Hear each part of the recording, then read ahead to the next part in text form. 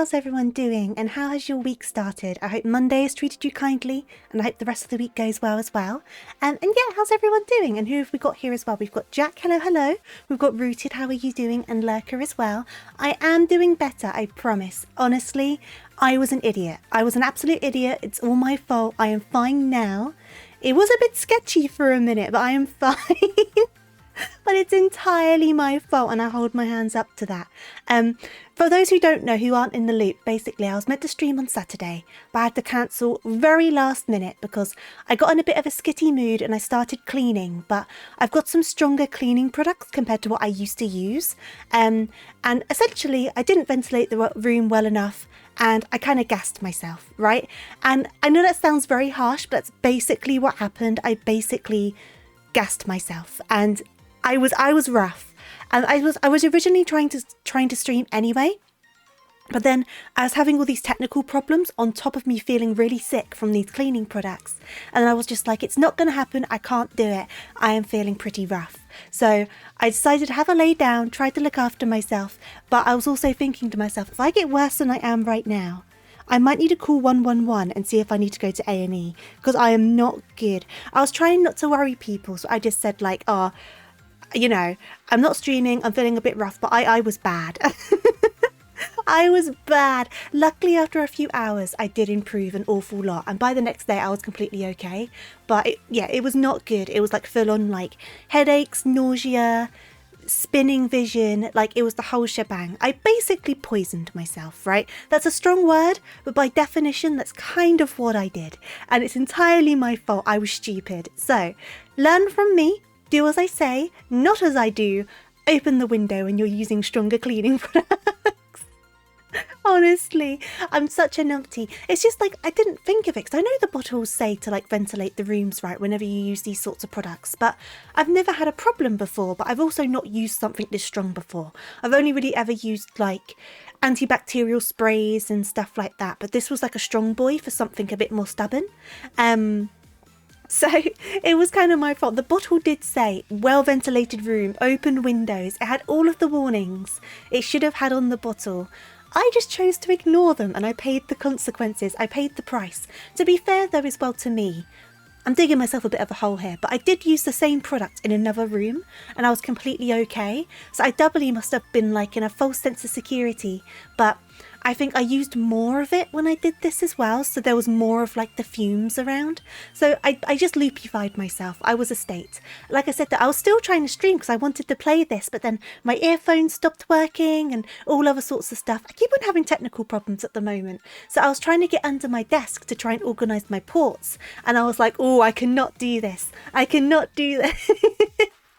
So I just ended up on the sofa for like a good few hours, just like, But I can laugh about it now because I'm completely fine. But please, please, please, listen to the bottle and ventilate the room. Not like with the normal stuff, but if you get something that's like for a more stronger purpose, definitely open up those windows. Listen to the bottle. I know most of the bottles do say it, Lurker, and you never know which ones to take seriously. But I think if it's like a normal anti-bac spray, you're all good. But if you're getting something for a more streamlined, strong purpose, then definitely do it. Like I was lulled into like a false sense of security. I was like, it'll be fine. I've never had a problem. But that mentality eventually gives you a problem. But it's lesson learned. It's hindsight. I can laugh about it now. But I was proper thinking, I've only been moved out for a month. Am I going to end up in hospital? I was genuinely thinking that. I was like, am I going to have to go to hospital? I really don't want to go to hospital. I don't like going to the doctors. Am I going to have to call 111? I was really freaking out. I was properly concerned, but it's fine. It's fine. We're good. Lesson learnt. Windows will be open. I've not done any extra crazy chores, so no products have been used since. We're okay. And as promised, I'm here today to do the game we're meant to do on Saturday, because I have been looking forward to this game. It looks really entertaining, and I know a lot of people like it as well. It's a very popular one, so I am looking forward to giving it a good go. Throws a Pokeball at the shiny Baneri. Oh no, I'm Baneri now. We keep on switching what Pokemon I'm most like. I hope you're doing good though, Reen. How is everyone doing though? I've prattled on about me being a bit of an idiot. The story's out there now. I've had the consequences, but how's everyone else doing? I hope you're all doing really good. I've done basically nothing today. And when I say nothing, I mean literally like beyond cooking dinner and cooking lunch, literally nothing. Because I booked a couple days off work last week, so I had some extra days to use. And I was like, you know what? Whatever. I'm going to book a couple days off and have a break. So I booked off today and tomorrow. And I was originally intending to go out and get some stuff done today, but I ended up being like, nope, I'm just going to rest. I can go out and do stuff tomorrow. So I basically laid on the sofa, watched AlphaRad's new video, had a nap, and then watched some of the Yogscast Jingle Jam, because that's still going on. And then I had dinner, and now I'm here. So literally, I've just been a lazy potato all day. And I find it difficult to do that, because I always feel like I've got to be doing something, especially if I book time off work. I feel like I've taken this time off work, I should be productive with it. But doing nothing can be productive if you need to take a break, because everyone needs a break sometimes. It's just a different form of productivity, so I try to tell myself that. And I just vegetated.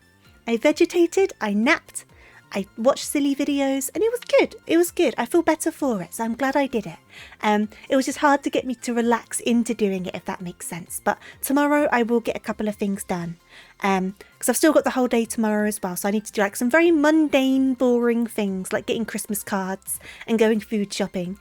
Very, very exciting. I lead an exciting life, but I won't need to worry about how much time I've got to do things, which would be quite nice. Because I often end up doing these things on my lunch break from work, and it's always like a bit of a stress, like I've only got an hour. I won't need to worry about it tomorrow, so that'll be good. And you're doing good, Jack. I'm glad to hear it. Yeah, I'm completely fine, I promise. 100% all good. Tofu's immune system be like, I have not been good to myself lately, have I? It's bad. As I always say, do as I say, not as I do. Look after yourselves. Just because I'm dreadful at it doesn't mean you should be too. I have not been kind to myself lately. How are you doing, James? I hope you're good. Have you found your doppelganger? Is that what you're talking about in chat? I hope you're doing good though. But yeah, I'm just trying to think. Obviously, today we're doing Monster Prom, so it's going to be a bit more of a laid-back gaming session, so to speak. But I thought it'd be fun for us to choose our monster that we want to try and woo and go through all of the things, so we can make decisions together and see where we end up going. I thought that could be quite fun, because there are some female monsters, male monsters. I believe there's some non-binary monsters as well, and all of that sort of stuff, so it could be super duper fun. And I believe, depending on how you do the story, it can end up on a bit of the shorter side. So if it does, we can always choose 2 monsters. We can always go back into it and woo another monster. Why not? Let's woo all of the monsters. But this game came in the charity bundle from the charity fundraiser I did. So if you did get the bundle from that, you do have this game alongside a bunch of others. But this was also in the bundle. And I was really excited for it. It was one of the ones I pointed out during the fundraiser because I've been curious about it for a long time. I've just never really picked it up. But now I've got it, and I know there's sequels and stuff as well, so if I end up enjoying this one, I'll keep an eye on the sequels as well, and we could play those down the line. I have played Power Wash Sim. Yes, I have, Reen. I did a stream with Visay on it a while ago now, and I've also played it off stream with my model artist and stuff like that, but I have streamed it once before with the rest of Visay. But this week's House Flipper week, which is super exciting. House Flipper 2 comes out this week. It's a big week, because Pokemon DLC and House Flipper 2 come out on the same day, and I do not think I can handle that much excitement. That's an awful lot going on for me for one day. Because obviously, you all know how much I love Pokemon. Those who have been around for a bit longer know how much I love House Flipper. So it's a lot of stuff going on. And obviously, because I bought the DLC pack, I've got both of the DLCs. I just need to install the other one on the release day. And then we're doing House Flipper on Friday. So House Flipper Friday will be returning. And it's super exciting because I applied for a key to get ahead of time. So I applied for a key from Frozen District, the developers of House Flipper 2, and they gave me a key, which is so exciting, because obviously House Flipper is one of my big games. We played it for about every Friday for 3 months straight, and it was so good. House Flipper streams always end up so unhinged with me, because I go on so weird tangents. We end up talking about all sorts of stuff. I know I was complaining about bus seat patterns, and then we were talking about Sooty the bear, and then we were talking about indoctrinating children with bunny rabbits. The House Flipper streams always go a bit weird, but I applied for the key, not expecting to get it, because I was I'm buying it anyway, so I may as well apply for it, and if I get it, Awesome. If I don't get it, I'm buying it anyway, so whatever. But they actually let me have it. I've got the key, it's already on my Steam. I'm able to play it early, but obviously not release stuff about it, so I'm leaving it dormant until we stream it on Friday, so we can experience it all together. Thank you for the shower. But I'm just so hyped that they actually noticed me. It's very much like a senpai has noticed me moment. And when I found out I got it, I was on the VSay group chat just like, guys. Guess what I got? I was so excited about it. But that's going to be us on Friday. But obviously Thursday is going to be Pokemon. And we're going to be obviously doing Pokemon to completion over a few streams. We're going to have House Flipper Friday for a good while. And obviously we're still continuing Amori. That's going to be on Sunday. I was originally going to do Amori today and then Death and Taxes on Sunday. But then obviously with everything that happened, I had to cancel Saturday's stream. So we're doing this one today instead. And Death and Taxes we will do in the near future, because that one looks really interesting as well. And it looks like it's like a one stream game. So that'll be quite good. Tofuuza Banami 2 when I'm taking a small break from Yakuza for the time being. So I gave it a few months last time, between 0 and 1. I probably won't give it too much, like that much again. But obviously I want to concentrate on some other games and then come back round to Yakuza and rest my hands a bit, because Yakuza did kind of kill my hands. Speaking of, I'll stick my gloves on. But we will definitely come back to it. I've already got it in my Steam library. It's ready to go. I'll just take a small break so I don't get burnt out. Hey there, Connor. How are you doing? You hope they actually improve things. What, in House Flipper? So, in House Flipper, we played the demo for House Flipper 2 when I was doing the Gamers Outreach fundraiser, I believe. That was a long while ago now, but we did play the demo. And they've made a lot of changes. Some of the customization made me far too excited. I think there's a clip on my channel where it says, Tofu nearly cries over door handles. I got very excited about the door handles. But it looks like you can do so much stuff on it. It's going to take me double the amount of time to make any of these houses. I think I spent 3 hours on that demo alone, something like that. And it was only for one house. So that'll definitely be interesting. I'm very hyped for it though. And you're referring to Pokemon. Ah, I see. So I've not kept up with the Pokemon stuff, right? Because I've not wanted to spoil myself too much. But I know some people on my Discord server were quite excited about a few of the things. I know it looks like you can pick out of basically any of the starters, which is quite exciting. At least it seems to be that way. And then I know there's something about controlling Pokemon, but I don't know the details on that. But it still looks definitely very interesting. I think the graphics and the stuff, I think that's just going to be the case for this generation. I don't think there's going to be a huge overhaul on the graphics or anything like that. But as long as the story is interesting, I'll be all good. Because, I mean, despite the flaws in Pokemon Scarlet and Violet, and there were very big flaws, don't get me wrong, I still very much enjoyed my experience with it, and I enjoyed the story and stuff like that. So at least I was able to say that much, even though I fully accept the problems, right? I'm not saying it forgives the problems, I'm not saying it makes the problems okay, it doesn't. But the problems are still there. But I think the frame rate and I think the graphics and I think all of that sort of stuff is just going to be the case in point for this generation, I think. Because I don't, especially based on what I've seen of trailer footage, where I haven't seen much, I've only seen clips because I've been trying to avoid it, it basically looks the same. And I think if they're just expanding on what's the base game, they're not going to suddenly have one section of that base game that's like improved. And like I said, I don't agree with that. I do think they should put improvements in, but I think this is just going to be the cards we're dealt for this generation. But I'm hoping, based on their reaction of the fact that they gave refunds to people when the game first came out, which is something Nintendo never does, I think there's definitely been something taken on board. So I do hope and think there may be improvements within the next generation, based solely on that reaction from Nintendo, from the complaints on Scarlet and Violet. Because like I say, they never refund stuff, they never do that sort of thing. But they realised, they were like, oh crud, we screwed up here. So I'm hoping off the back of that, the next generation will heed from those mistakes, if that makes sense. But I'm also kind of like accepting the fact that the Scarlet and Violet games and their DLC are just going to have the same problems, I think. The graphics are not a big problem for you. I think the frame rates are more of a pain in the butt than the graphics, right?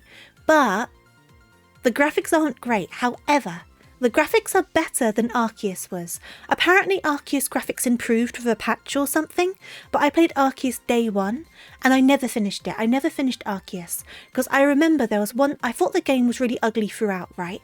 But I remember there was one point, and I say this as a huge Pokemon fan, there was one point, and I think it was the shadow of a Pikachu during a cutscene, and it was like this pixelized mess. And as soon as I reached that point, I was like, I can't play this anymore. It's too much. It's too much. And it's very rare that I care a crazy amount about graphics, right? I mean, look at some of the games I play. I don't play graphic masterpieces by any means, but I think that was so bad, and it took me so much out of the game that I was just like, I can't do this. But I've been told it's improved and I should go back to it. But I don't know. I should try it again. I know a lot of people really like Arceus, but that moment kind of like removed me from it entirely. Which didn't happen quite so much in Scarlet and Violet. I wonder if because things were zoomed out a lot more. I don't know. But either way, I'm still looking forward to the DLC regardless. And like I said, I do hope that they learn some lessons for the next generation, which I'd like to say it won't be for a few years. I want it to not be for a few years, because exactly, Jack, they need more time. They need more time, I do agree. It's a problem with a lot of game franchises, not just Pokemon, but Pokemon used to be released like every few years, wasn't it? But now they're releasing like every year, but they're also releasing other games in that process. So it's not even like they're just releasing the one big game. They're also releasing the Legends game, and then they're also releasing the Shining Diamond. And I appreciate Shining Diamond was made by another studio, but they still would have been involved with the process, right? It's too much. It's too much.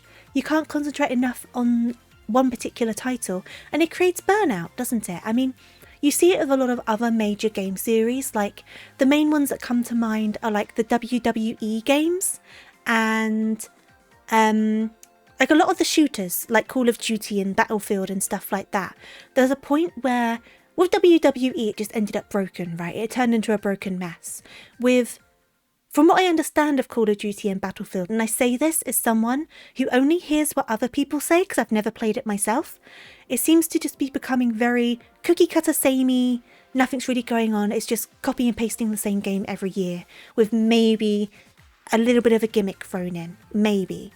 But that's because there's no time to develop anything when you've got so little time, right? You're constantly in this crunch, because games these days take so much longer to make than they used to. Because there's so much more put into them, isn't there?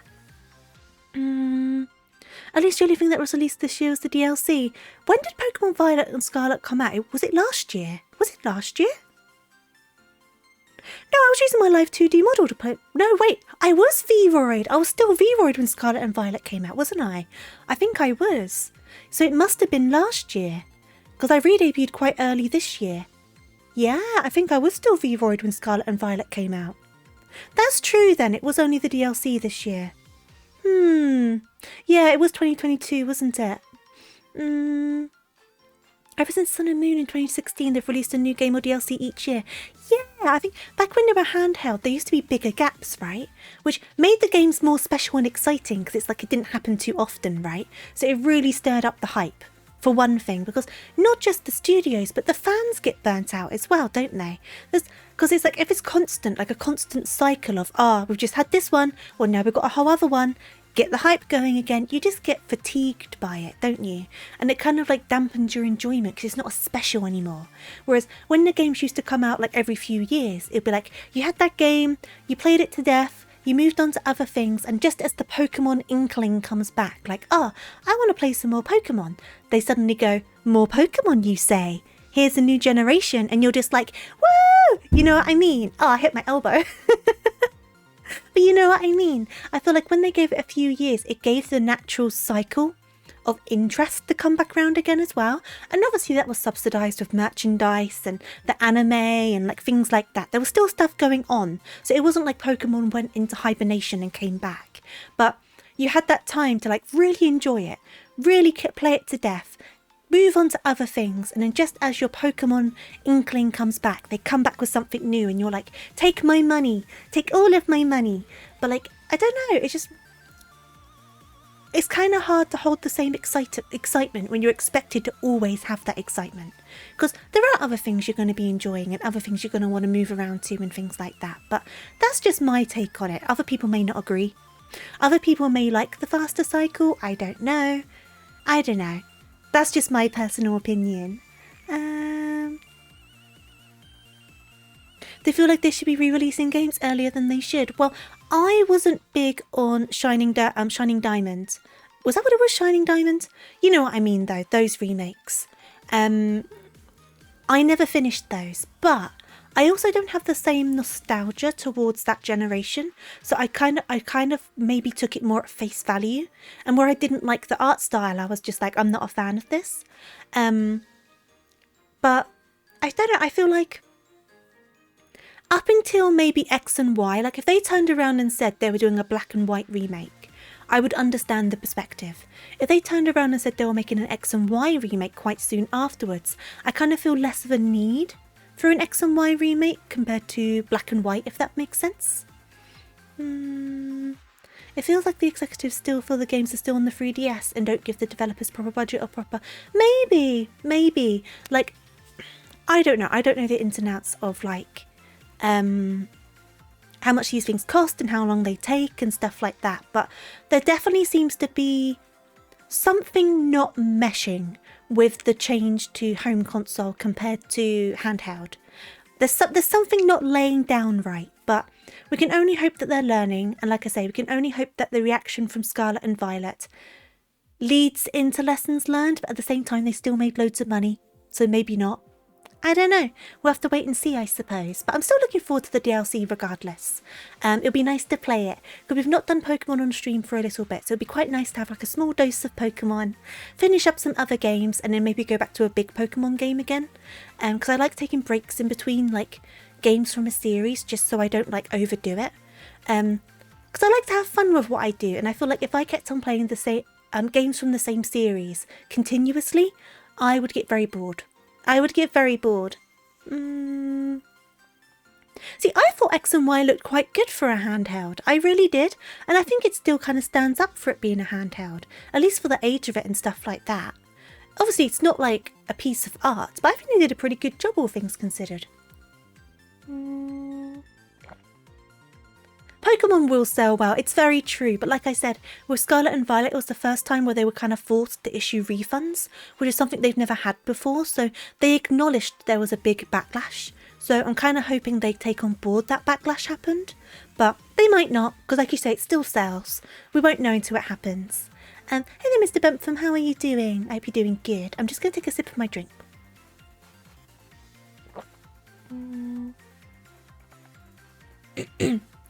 Bethesda thought the same when they made Fallout 76. I know close to nothing about Fallout.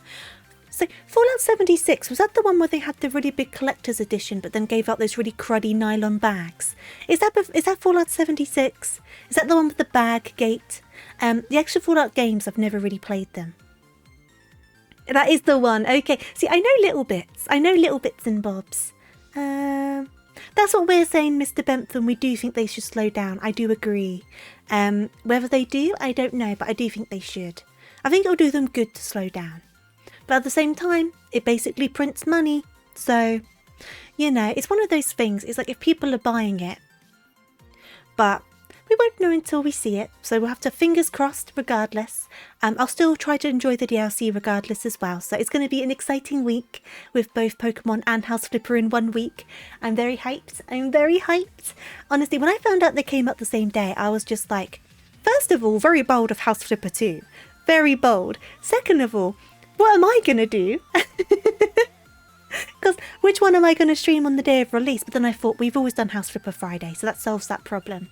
And then third of all, I was like, I don't know if I can contain that much excitement. That is far too much stuff for me to enjoy in a week. I am being spoiled in time for Christmas, and it's very good.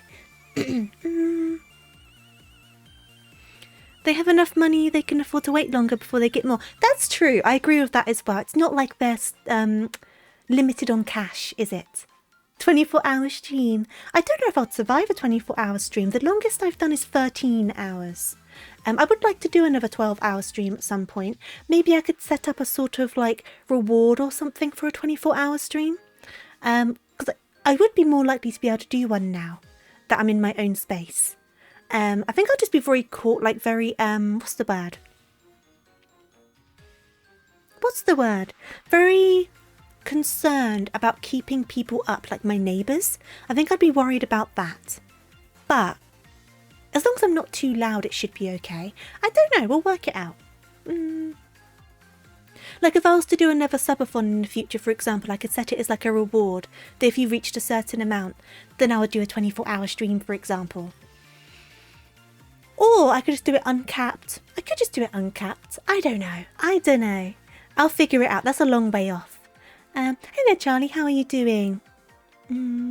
Shareholders, very true. Shareholders can be very pressuring.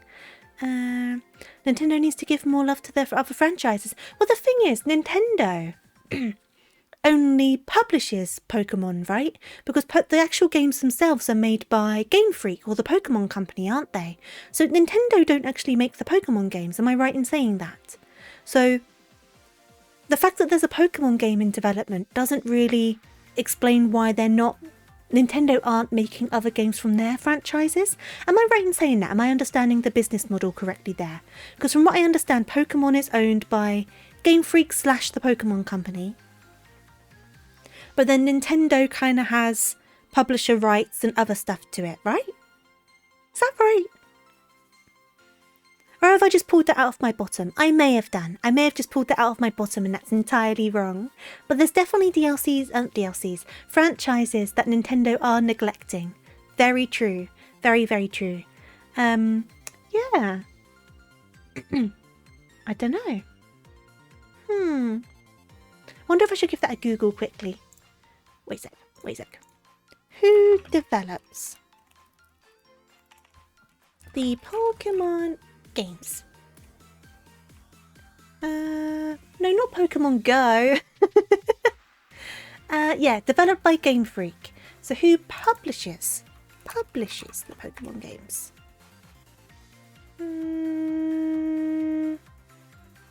Well, it says Nintendo's one of the developers, so maybe they are involved with the development. I don't know. I do not know. I am not a business wizard. Far from it, otherwise I'd probably have more money in the bank. You're doing well, glad to hear it, Charlie. I'm good, thank you very much. Very much looking forward to Monster Prom. Speaking of, we should probably pop over to that soon. I think it'd be quite fun if we kind of decide the choices ourselves a little bit, like as a group. We can kind of like make the decisions together and kind of like try to group woo a monster. I think that would be kind of entertaining. But only if you guys want to. If you don't want to, then I'll just do it by myself. Nintendo is one of the three that established the Pokemon Company. Because I know Game Freak started as like a self-published magazine, is that right? Or at least they had a magazine called Game Freak and one of the guys maybe went from there. I was watching a video about it not that long ago. Now I'm googling Game Freak. This is what we've started. But Nintendo's definitely involved. Game Freak. I just want like the Wikipedia page. Can I just have... There we go. You managed to only get 3 hours sleep last night. Oh no. I hope your shift treats you okay. Oh, you had a 10-hour shift. I hope your shift did treat you okay. I do not blame you for being in bed though. Try to get some rest. Absolutely. Yes. So predating the video game company, Game Freak was a self-published video game magazine. Yes. So I did remember that correctly. So...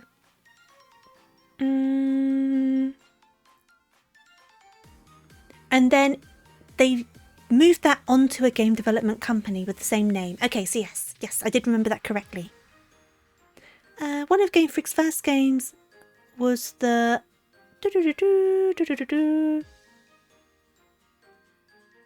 Okay. I'm on the right page now, so I did remember that magazine thing correctly. Hey there, Mr. Action, how are you doing? Charlie is here to see one of his angels. What, Urine? Is that who Charlie's here to see? Let me though, give me a second. We're going to pop on over to the game because I think it'd be good to get this started. And you're doing fine, Mr. Action, and glad to hear it. Give me 1 second. Okay, I should turn the sound on for the game as well. As always, Let me know if it's too loud, too quiet, anything like that. Me, I'm an angel now. You guys really do try to flatter me, don't you? Especially you, Reen. You're always trying to flatter me. Oh, my earphones are all tangled. Give me a second. I'm not perfect, but close to it. Like fresh eclair on the lips. Ooh, like fresh eclair on the lips. Thank you for the bits, though, son of a rat. I hope you're doing good. Thank you, thank you. Let me get my other earphone in. You're making me want an eclair now. I can't remember the last time I even had an eclair. I remember back in the day buying, the guides. I used to buy some of the guides. I used to get them second hand though. Hey there, Laughing Devil, how are you doing? And hey there, Dino, how are you doing? Everyone's coming at the perfect time. We're just about to start the game. Is the volume okay for everyone? I can obviously mess around with it if I need to. You're okay mostly. Accidentally rubbed some ketchup in my eye and now I can see the past. It's called hindsight. Oh, that's a good one. That's a good one. Well done. I love stupid jokes like that. That's a really good one. Reen, stop trying to charm me. Did it hurt when I fell from heaven? I mean, the amount of times I've fallen down the stairs. I wonder if it's as painful as that is. Honestly, I always seem to fall down the stairs when I come to a new place, and it happened here on like the second night I fell down the stairs. I was fine. I only fell down one step, but it always seems to happen when I've got a new set of stairs. I need to fall down them once, and then it doesn't happen again. I just don't trust stairs. I really don't. And you're good. Glad to hear it, Dino, and it's fine for now. Awesome. I think this bit's probably louder than other parts of the game, but I'm not sure. We'll pop in either way. Voice interjections, yay or nay? Yeah, voice effects. Yay. Let's do voice effects. So, one player. You don't trust stairs either, they're always up to something. I like that one too. Oh, it is a short game. We might be able to do 2 rounds of it then. Awesome. Okay, we'll go full game. And it looks like I've got a lot of reading to do. Okay. Spooky high school. The sweetest years of our lives. Hey there, Eamon. How are you doing? Back then, we were young and unafraid. Sometimes reckless, sometimes brilliant, sometimes just stupid, but always willing to live life to the fullest. I get a crown! Oh my goodness, I would love a crown. Maybe I should do a crown redeem. I would love that. It has been a while. I do hope you're doing good though, Eamon. We were on a wild journey to discover who we really were. Ooh, choose our character. Ooh, I like her or them. I don't know what their pronouns are. I like this one. Do you guys agree, or should I choose a different one? Because they're all pretty cool, to be honest. This one just speaks to me a little bit because they're quite cute. So this one's kind of like a shadow guy with a little friend, which is quite cool. This guy looks a bit too tough for me. I think they're a bit too tough. And I think she's a bit too sexy for me. I don't know. I think they let off the right vibes. You still haven't made Sonic Tofu because you slept through half of your affiliate anniversary. Oh no, Eamon. That's okay though. Whenever you make it, I'd love to see it. You like the one on the far left? What, the shadow one? I'm happy with the shadow one as well. This one has my vibes the most. That's what I was thinking. It seems to be between Shadow Guy or Frankenstein Girl. Shadow Guy or Frankenstein Girl. We can do a poll. Should we do a poll? Give me a second. / poll. Which... Oh, it would help if I could type, wouldn't it? Which monster? Shadow... 1... I'm going to just write Frankie because I'm going to write Frankenstein wrong. Frankie 1. And then we'll just do it for a minute. There you go. Pick your favourite. Go with my heart. We're trying to do like a team wooing. We're all wooing a monster together. So we want to make sure that we are properly representing everyone here. I do think it's between Shadow 1 and Frankenstein 1 though. I'll take a sip of my drink while that poll's going. And I guess if it ends up being a tie, I'll just be the deciding vote. Dun, dun, dun. The designs are quite cool in their own right? They're all very different from each other, but they all fit into the same style. I do like their designs. I like her little thigh highs, little thigh high boots. Dun, dun, dun, dun, dun. Dun, dun, dun, dun, dun, dun. Yeah, I feel like I couldn't do a voice for this one. If we need to voice our own character, I don't think I could manage it. Though to be fair, I'm not a voice actor, so they're all just going to sound like me regardless, aren't they? Dun, dun, dun, dun, dun, dun, dun, dun, dun. Which one's gonna win? The Frankie one! Okay, we're going for this one. And then I guess we'll just name them Tofu.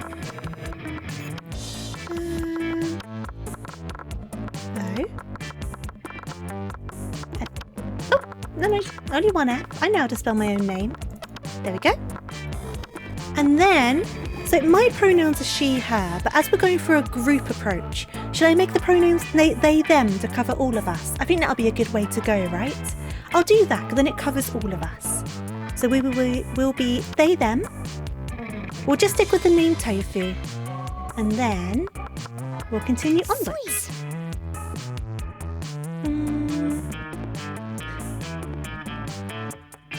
Say hi to the thighs. I mean, you're not wrong. You're not wrong. The characters we were just choosing from is who we're going to be in the story ring. So the one on the right, the Frankenstein-looking girl, is the one we've chosen. So that's going to be our avatar. But we've got the pronouns they, them, just so we cover everyone. Because we're going to do a group effort if people want to. If you don't want to, though, don't worry about it. No sweat. And we are yet to experience its ultimate challenge, the Munster Prom. I remember it clearly 6 weeks were left, and as we fantasised about our dream prom dates, we were all scrambling to catch the attention of one of our 6 most charismatic classmates. So these must be the ones we can date. Huzzah! Miranda Vanderbilt, 19, a sweet mermaid princess who was as cute as she was genocidal. Interesting. Damien LeVay, 21, a fearless demon with a taste for destruction and the love of fire. If we're having a prom, is this a high school?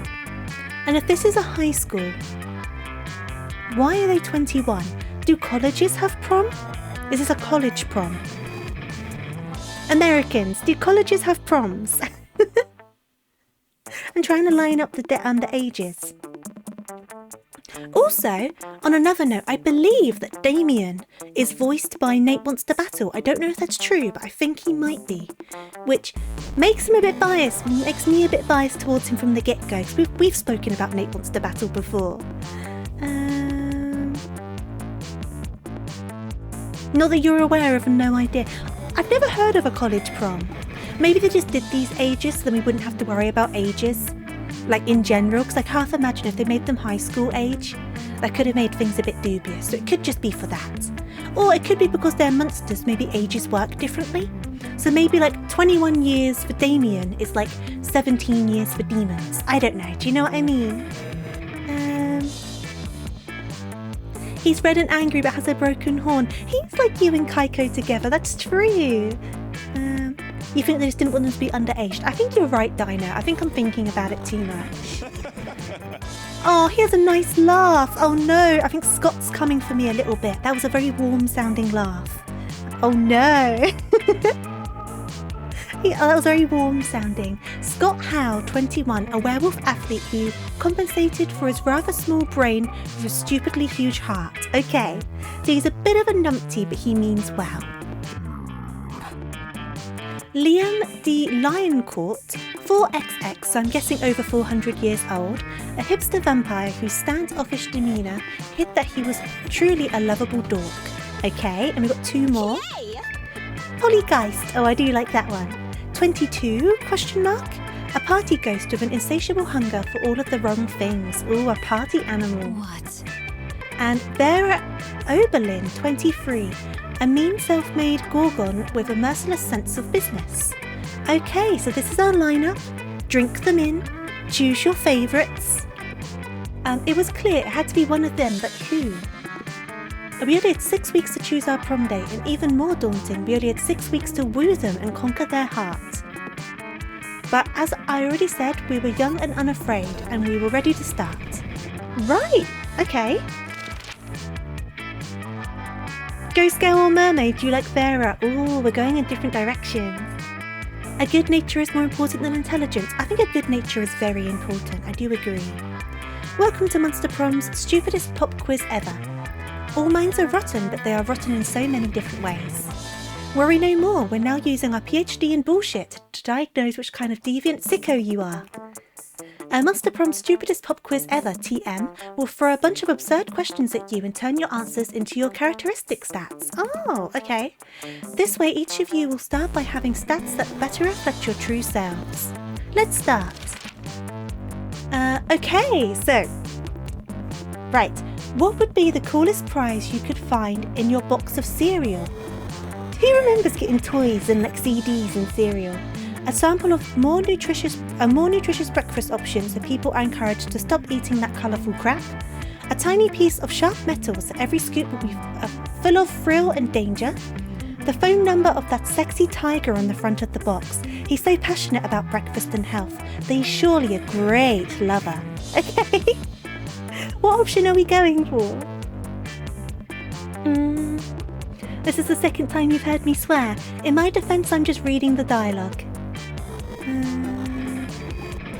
You got a whistle in your Wheatos this morning. Do they still put toys in cereal? I think they don't do it in the UK anymore. Option 1, a sample of a more nutritious breakfast. Am I doing another poll? Give me a second. Let's do another poll. Which option? We got 1, 2 or 3, and just do it for a minute. Everyone get your options in, we're going to decide this together. I'll put my vote in as well in my head. You lied to sound cool. You lied to me, Eamon. You lied to me. You think they put books in sometimes? Interesting. I know they used to put toys in, and then they used to put like the CD games, and they'd like the hole on the front of the box, so you could see the CD through the front because they like stuck it on the inside of the box. I remember getting some really good games. I think I got a what was he called? He was like a little Viking guy. Was it Asterix and his friend was Obelix? I can't remember. But I know I got a game with them, and they would like do eating contests and stuff like that. What was his name? Oh, Roald Dahl books, true. I think I got some of those as well. Asterix. You prefer not having sharp metal, very true. So the question is, oh, it's 50-50. Oh no, okay. So it's 50-50 between this one or this one. I kind of want to say this one for the laugh, but I kind of think I want that one. I'm going to go for the first option. He's a ghoul, not a Viking. My bad, it's been a long time. I remembered him at all though, which is good on me. What is your soul emoji? The emoji that speaks the truth of your soul. Octopus emoji, best animal on earth. I know 5 mixed drinks, 3 drug cocktails and 17 sex positions that involve one or several octopi. Ah, okay. Snowman, because that motherfucker is in the middle of a blizzard and he's fucking smiling. He doesn't give a fuck about blizzards. And he has a kick-ass hat. Caucasian guy with a turban because fuck stereotypes. I'm kind of leaning to the snowman, to be honest. I'm not gonna lie. Should we do another poll for this one though? Here we go. 1, 2, 3. Pick one. Here we go. Get that poll going. I'm leaning towards number 2. Because you know what, that snowman is just living his best life. And I'm like, you can't fault that, can you? And we've now gathered that this is going to be a very sweary game. So this is going to be a sweary stream. It's a good thing I don't have to save for work tag up right now. So it's a sweary stream today. Hello there, how are you doing, AU? Hearing you read the middle one was so beautiful. It's clearly one of those games, so you're going to hear an awful lot of swears from me today. You like 2 and 3? I'm really into 2, I'm not going to lie. I like the energy it's letting off. It's like, yeah, you go, snowman. You live your best life, snowman. Keep smiling, snowman. It looks like the snowman option's winning as well, but we'll find out in a second. You pick 2. I think 2's gonna win. Yep, 2 it is. Okay. You're doing well enough for a Monday. Oh, I'm glad to hear it, AU. I am fine though. We've just started Monster Prom, but there's apparently a lot of swearing in it for me to read, so it looks like people are already having a good time hearing me swear. I hope you're doing good though. Ooh, I'm bold. Okay. You find a genie in a bottle. You can ask for whatever you want. What do you ask for? Okay. Before asking for anything, you try to negotiate up to the 3 standard wishes. Okay, smart. Infinite confetti. A rainbow that you can eat. I don't ask for anything. I drink the genie from the bottle. I can grant my own wishes. His friendship.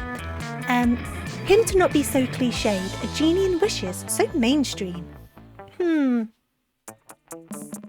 So this is going to be hard to do a poll for because there's 6 options. What I might do is cut it down to a few options. You want confetti? Okay, so one of the options I'll put in the poll is confetti. Another option I'll put in the poll is drink it. I'm kind of between drinking it and trying to negotiate for more wishes. Not gonna lie.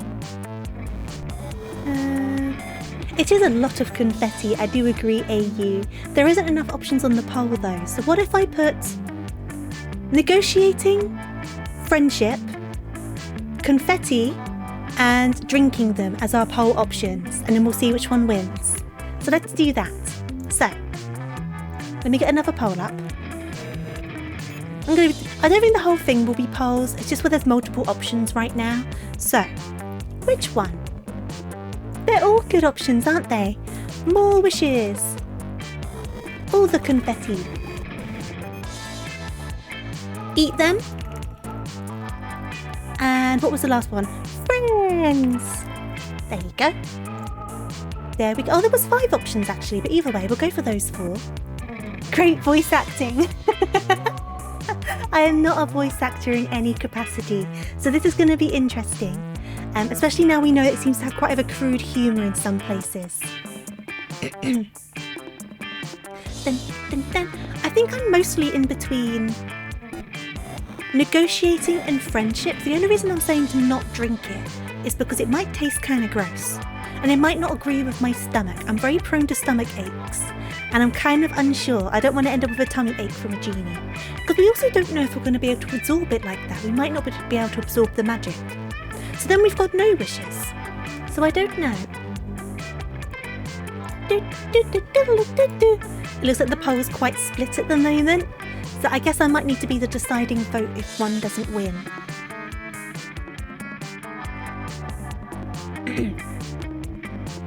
But then you can rub your tummy and get a wish. We're going to eat them, okay. But then, what if you then... But it's going to sound gross, right? But obviously, you've drunk the genie. You can rub your tummy to make wishes. But what happens when you pee or poo the genie out? Are you now unable to rub your tummy to make wishes? Damien liked that one. Can you dilute a genie? Good question. I have no idea. But that's the end of the quiz. Now, you can't see it up here, but we do have some stats. And so our stats at the moment are Smarts 9, Boldness 7, Creativity 3, Charm 4, Fun 5, and Money 5. So, we're pretty smart, apparently. That's the genie's problem.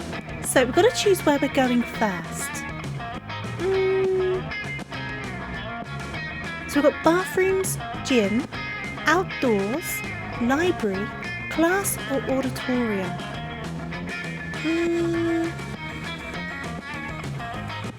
We don't want to go to class, that's boring. We can go see who's in the bathrooms. Or, you want to go to class? I mean, we can go to class, but our biggest stat is smarts. So do we want to work on a different stat first? So I'm guessing we can change the stats. I don't know. We might not be able to change the stats. We might just have the cards we've been dealt. We can go to class though. Come on then, we'll go to class. That day you listen to your elders and learn valuable lessons. Sometimes after all the monster nonsense and the dating gimmicks, you forget that attending class is supposed to be the primary activity at this high school. There we go, we're getting 2 smarts, so we now have 11 smarts. Later you come across Damien and Farah in the hallway, nonchalantly holding a locker shut with all of their strength. The locker has a sign on it that says, nothing to see here, and screaming, shut the hell up, you adorable, fluffy, little fluffy. You see, we're spending quality time with our new pet. Isn't that right, Damien? From somewhere within the locker you hear, my parents will pay for anything, before Damien kicks the door. Yeah, that's right, adorable, quiet Fluffy, who's going to stay quiet if he knows what's good for him. You know, I don't really have a great track record with pets. I had some mice for half a day, but my hair ate all of them. It sure would be a shame if our new pet died before we receive the true joy of pet ownership. Yes, exactly, the sweet, sweet bank account filling, filthy rich making joy of pet ownership. Surely you have lots of knowledge about pet care. Why not share some of it? Pet care quotations. Right, so I'm going to help them with whoever they've locked in this locker. We're going to become Mega Mind. You think my charm's higher than that? Well, we're going to have to increase the stat then, aren't we? So, you know what pets love? Hardcore death metal all the time to drown out their noises. Or, if you love something, set it free. Just implant a tracking device first. So do we want to plant a tracking device on them, or get them playing death metal? What do you guys think? I do agree if you love something, set it free. I don't know if I agree with the tracking. No, I think playing a load of death metal is just going to attract more attention. So I think surely it's probably better to do the less attention drawing option. Let it go, let it go. I am thinking that's the better option, because I half imagine if they're going to start playing hardcore death metal, right? A teacher's going to come over and be like, why the heck are you playing this hardcore death metal? And then they're going to see someone's locked in that locker. See, it works for telemarketers, but that's not what we're dealing with. I think that's the option. That's what I think. Oh, so smart. Now there's a scheme I can get behind, in front of and all over. If our beloved pet believes he has his freedom, he'll stop struggling so much. Yeah, all good pet owners microchip them, and then we'll close tabs, keep closed tabs, and make sure he doesn't get hit by a car or impregnate the neighbour pets. And we can knock him out first so he doesn't even know he's microchipped, and it'll be smooth sailing right up until our pet is housebroken? Or at least some kind of broken. That has been quite pleasing. I have so much confidence in this plan that I'm going to go ahead and order those blood diamond earrings. The suffering of the labourers make them so much sparklier. Oh, so Farah likes us a bit for that one. Our fun has gone up to 6 and our boldness has gone up to 9. So we've got 2 more boldness and 1 fun. Oh, the joy of knowing that crime truly does pay. You gain 2 plus boldness and 1 plus fun. Pets are the opposite of telemarketers. True. Okay. So now... Okay, so we're in the cafeteria now. Who do we want to sit with? So we can sit with Vera and the vampire one, Polly and the mermaid one, whoever that tiger is, whoever that cat is, Damien and the wolf guy. So who do we want to sit with? We've already gotten in Vera's good books a little bit. Polly and the mermaid. I'm kind of partial towards the werewolf. You guys seem to like the mermaid though. And I'm fine with talking to the mermaid.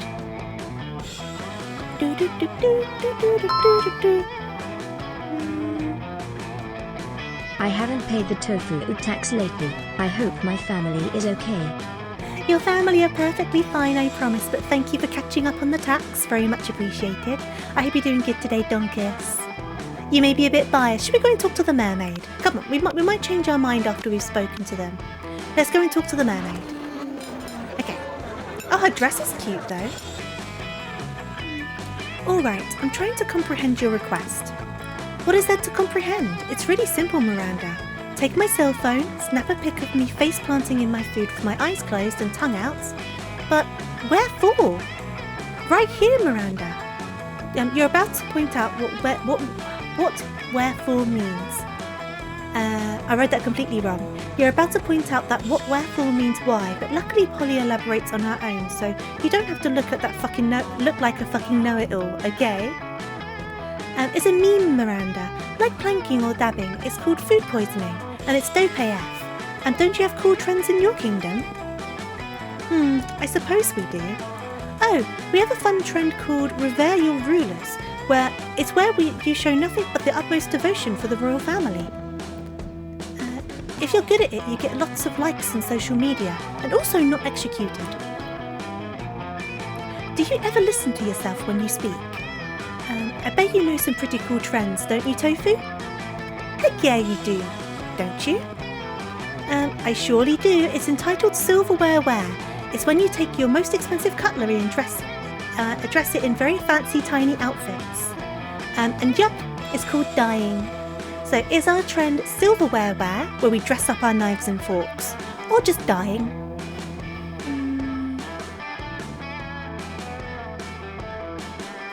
Being not executed is pretty fun, true.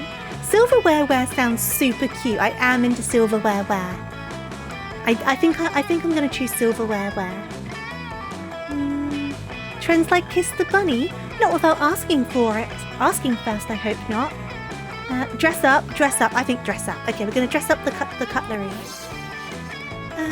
Really? How have I not heard of this trend before? Beautiful silverware and fancy dresses are two of my biggest passions. This trend sounds like it was invented for me.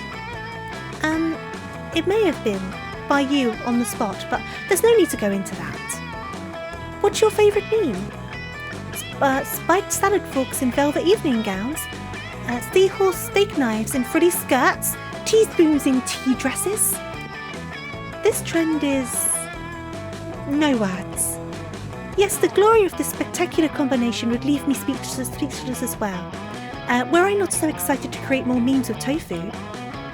We'll have to meet up soon. Bring all of your most exquisite chopsticks. I shall bring dull clothes in which to dress them. Yeah, totally. Hanging out with Miranda sounds amazing. Guess it's time to go out and try to find some exquisite chopsticks.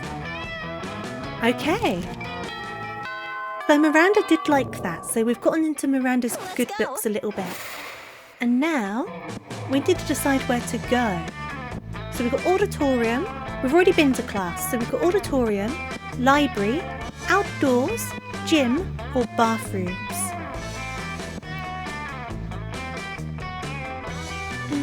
You actually have some pretty exquisite chopsticks. See, I'm trying to think where would people go at night, right? So I'm kind of going between auditorium and outdoors. Outdoors, that's what I was thinking. Should we go outdoors? Oh, look at us go! That day during recess, you start a half-hour rave that goes full crazy. You have no idea how it escalates so much, but at one point there are like 300 people. Someone summons demons from a nightmare dimension. The consequences might distort the fabric of reality itself, but who cares? It's a rad party. You gain 2 fun. You notice Vera showing off an elaborate new necklace to Miranda. One and only They're the Vera Oberlin. They're the crown jewels of Lemuria. My family acquired them in a cutthroat business merger. Do you like them? Oh yes, very much. Hey there, Motive. You got to sit in your uncle's rally car today. That's awesome. I hope you're doing well. Disgraceful. Such a shame about the Lemurian royal family, though. What, that they're all dead at the hands of their own servants? No, that was unavoidable once the true tragedy had taken place. They were no longer loved by their subjects. Feared, you mean? Oh no, fear is so scary. Love is what matters. I could not disagree more. You there, settle this dispute for us. What is the best way to let people know how powerful you are? Okay, so. What's the best way to let people know how powerful you are? Burn their houses, burn them down, then replace them with a water park. Or, you don't need to convince anyone, just make everyone who doesn't love you disappear. So, it's either mass destruction or potentially mass murder. Which ones do you think? I guess both of them kind of causes fear though, neither of them really causes love. So they're kind of going towards the same means, just through different ways. I guess one's less outright violent, but one also gives you a water park. Mass distraction. I am tempted by the water park. Disappearing doesn't necessarily mean death. I guess so, but where else would they go? Because they would need to go somewhere where they're not going to come back, so they're either going to be like exiled or killed, or what else could happen to them? Should we do a quick poll because it seems a bit divided? Give me a second. Sent off to Mars, but that might kill them if they can't breathe. So, show power. Burn houses. Get water park. Get water park. Make them vanish. There you go. Get that underway. We're real rebooting after the distraction. True. We could just say it was a natural disaster and we're bringing money into the community by making a water park that no one else can afford to go into, so it's just my private water park. You have to be invited to come into the water park. It does sound like effort, that's true. I guess if you're making people disappear as well, you won't be the one doing it. You could send like servants off to do it, or like, I don't know, assassins? I don't know. I like this outfit though. It's very cute. I'm into the outfit. I'm gonna take a sip of my drink. I hope my voice sounds okay. My throat's a little bit funny.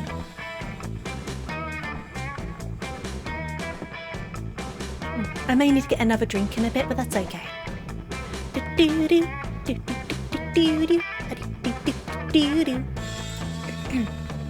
Make them vanish seems to be winning. It might be make them vanish.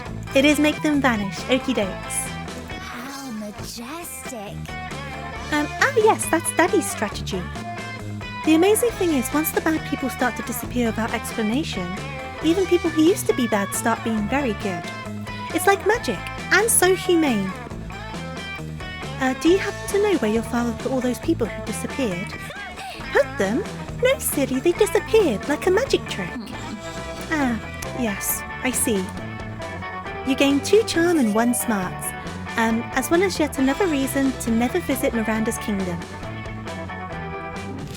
That's true. Do you want to date Miranda when her dad can make you disappear if she's upset with you? I don't know if you really want that. But we haven't been to the auditorium, we haven't been to the library, we haven't been to the gym, and we haven't been to the bathrooms. The library could be interesting. I don't know who's where is the thing. Hey Taurine, how are you doing? I hope you're good.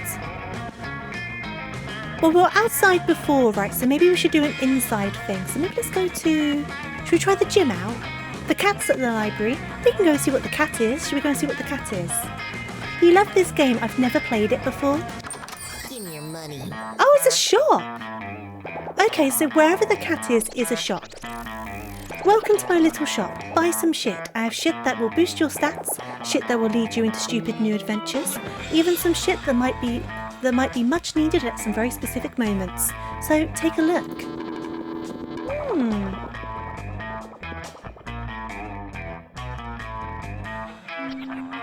Race cars are different to normal cars. I guess so, Rek. They don't need to kind of go with the same rules as road cars. They can do more stuff. It is a bit vulgar, I have noticed that. I'm glad to hear you're doing good though. And Reen, we'll go to the gym after this one. You cannot see anywhere over the dashboard. Interesting. So what do we have here then? So, you're a corpse. The gift that keeps on giving.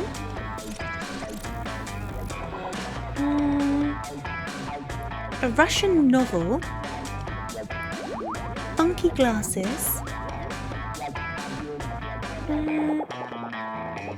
Oh, rally car has to be road legal, that's fair enough. A fake badass tattoo. A blanket with 2 holes. I might leave this for now until we have a bit more money. We don't have a lot of money right now, but I'll keep this in mind. At least we now know what the cat does.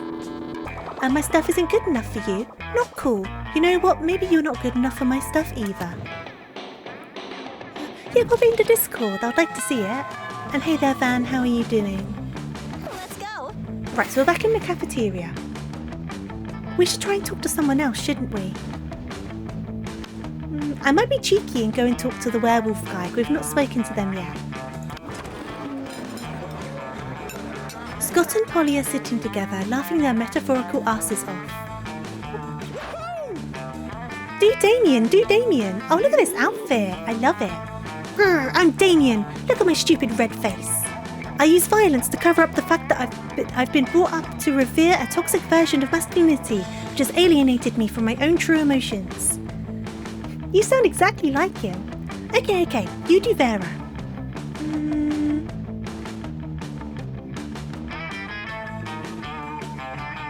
Either pop it in... Probably like in general. I'll know what it's about. Don't worry about it. General's fine. The day before might have been a scam. What's the day before? I'm Vera. I'm very smart and my hair is pretty and all my friends look up to me because I am a strong, independent woman. Scott, I'm not sure you understand how impressions work.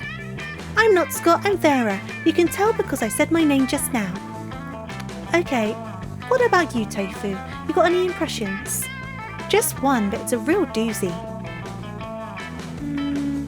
I suppose zombie survival MMO. There's been a few of those that have been kind of scammy, right? So do I want to do woof woof, it's me, Scott, a dog boy who's bad at impressions? Or look at me, I'm Polly, look at me go. So who are we going to impersonate poorly? Scott or Polly? You just sent it. I'll take a quick peek while we're deciding on this. Oh, that looks cool. So what, it's just like a modded Honda?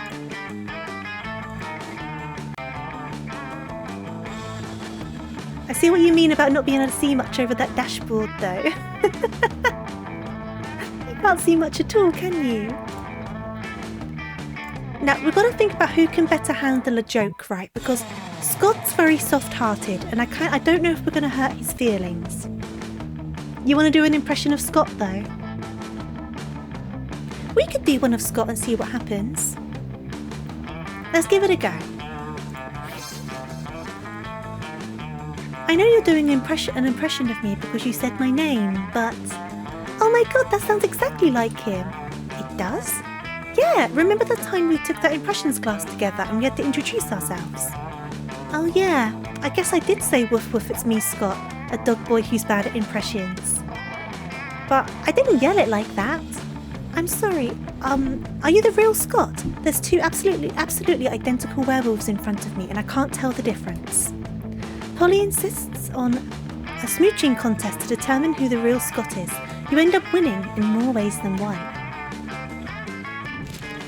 The seat's comfortable though, that's good.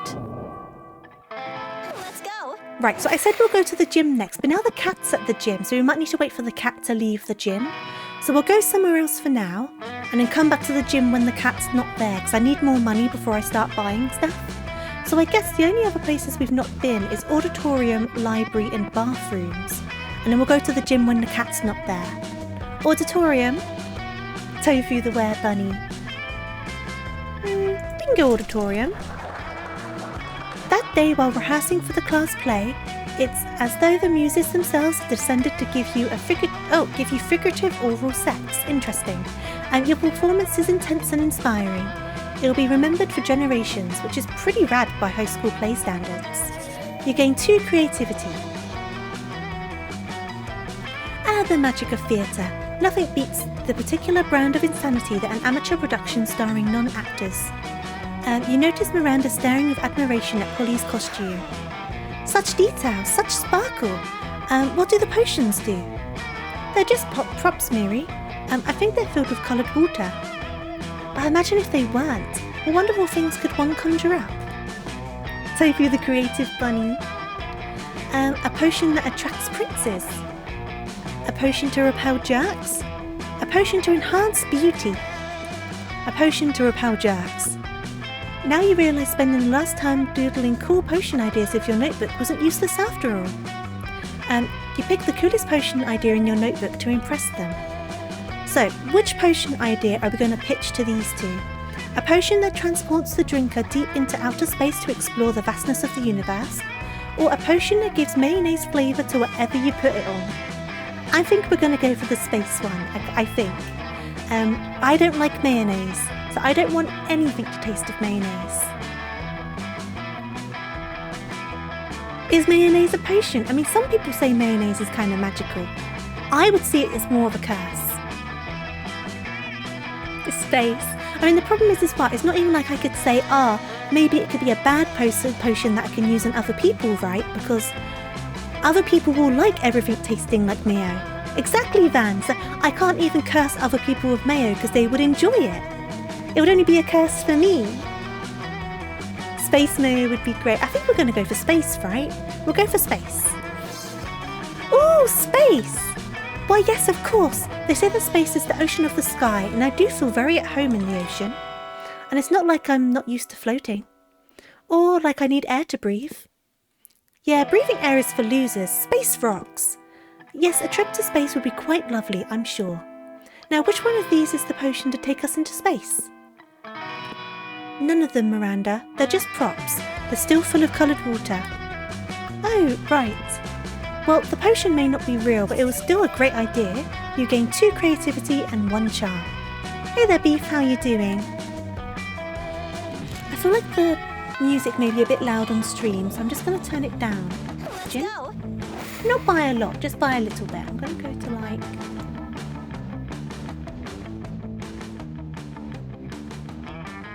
there.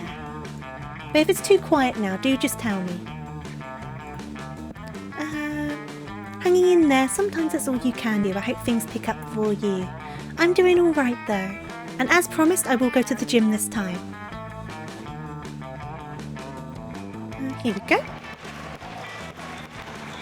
Look at us go! Look at our tiny shorts. That day an epic dodgeball match takes place. Everything seems lost, but you deliver an inspirational speech that fuels your team's spirit, leading to a spectacular comeback. You're clearly a natural-born leader. You gain 2 charm. Afterwards, Miranda summons you. It feels weird to be summoned, but you comply. You can't resist her merman goons. Greetings, fellow classmate. Hey Zach, how you doing? Thank you for coming, my dear. I finally decided to trust you with my most important aspiration. I'm destined to be the queen of the prom. The royal ascension is nigh. We must prepare. Most of my competition is naive. They foolishly assume that the prom queen is purely a ceremonial title. Except Ursula Jr. She's proven to be quite a worthy rival. I respect that. Which is why we must destroy her reputation immediately. Any thoughts? Okay, how are we going to ruin Ursula Jr.'s reputation? We have got, let's convince everyone she likes humans. Ugh, humans. Or a fart joke. Thank you for the shower. Fart joke, convincing everyone she likes humans. I mean, I think that's going to do a bad job for her reputation, right? Compared to a fart joke. But farts are kind of funny. I mean, thank you for the hydrate.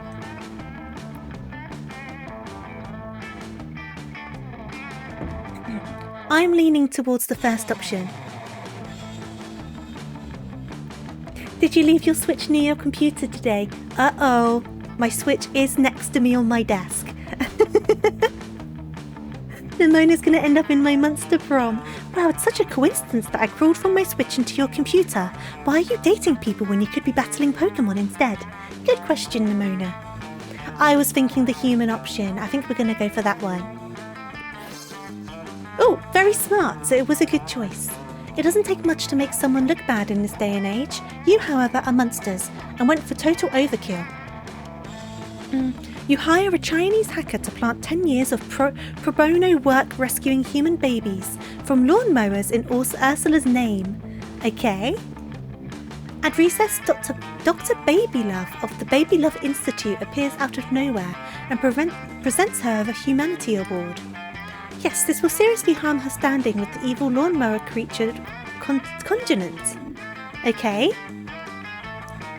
That's an important voting block. They're the ones who keep the schoolyard so tidy. You gain 2 boldness and 1 smarts.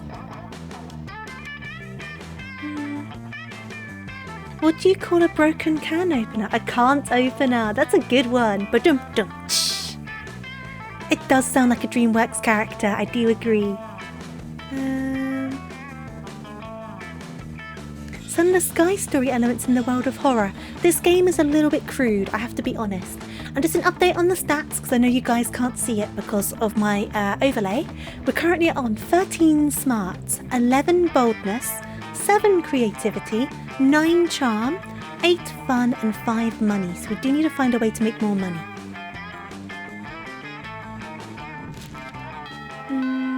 About the intrigue and influence in people's reputations. That's fair enough. Now, who should we sit with this time? So, we sat with these two last time.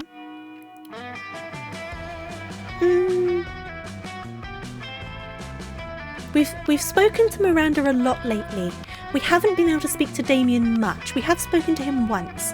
We haven't spoken to the vampire at all. So maybe we should speak to the vampire, so at least then we have spoken to everyone. That might be a good way to go about it. Let's do that, because then we'll get a gauge on everyone. Because I think the vampire's the only one we've not spoken to at all. So let's do that. You notice Liam looking disgruntled, which is his default, so whatever.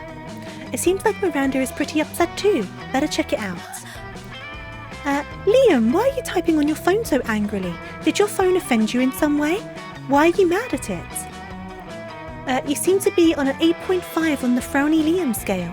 Oh, that's high up on the Frowny scale. The what? The Frowny Liam scale. Normally I can tell how people are feeling from their faces, but you seem to be frowning most of the time, so I created a chart to measure your frowniness. Miranda pulls out a notepad and displays a series of doodles of Liam's frowniness. And they're not super accurate, but they are super adorable. I'm not angry at my phone. My so-called frowniness is caused by a heinous error. I specifically asked for my creature creme brulee to be extra crispy, so it truly popped with my #massive moment-gram filter. Instead, they burnt it to a crisp, rendering it unphotographable. Monsters deserve to know what they're getting into if they choose to eat at this cafeteria, so they can choose to take their business to a different establishment, and so I'm writing a scathing whelp review. Liam, you can't do that. If they shut the cafeteria down, the school kitchen staff will lose their jobs. Did you know that peasants have to do labour to make living wages? They don't simply have an unlimited store of gold. I was in shock when I first found out. And the cost of living is on the uptick. It's on the rise. Of course you were. If the kitchen staff wanted to earn their wages, they should have been better at their jobs. I'm simply the merchant of truth. No, you're the merchant of poop. Your royal sophistication shines through. Look, ask Tofu. Their taste may tend towards the mainstream, but surely they can see this subpar cafeteria must be exposed. Don't be ridiculous. Tofu is surely more compassionate than that and would gladly help me save the cafeteria. Again. Again? Gosh, it's hard to keep track of your misadventures at this shit show of a school. Still, you'll help if you can. Okay, so... Miranda can't undermine Liam's admittedly talented criticism alone. This will take an army of homeless people to pay to write positive, well-reviews of the cafeteria until we eclipse Liam's. So that's the first idea. Hire a bunch of homeless people to post fake reviews for the cafeteria to save them. Liam, one lone voice simply cannot shut down his cafeteria, at least not the voice of a high schooler. Let's get a renowned food critic to write a Pulitzer-worthy expose to be published in the most widely read periodicals. Okay.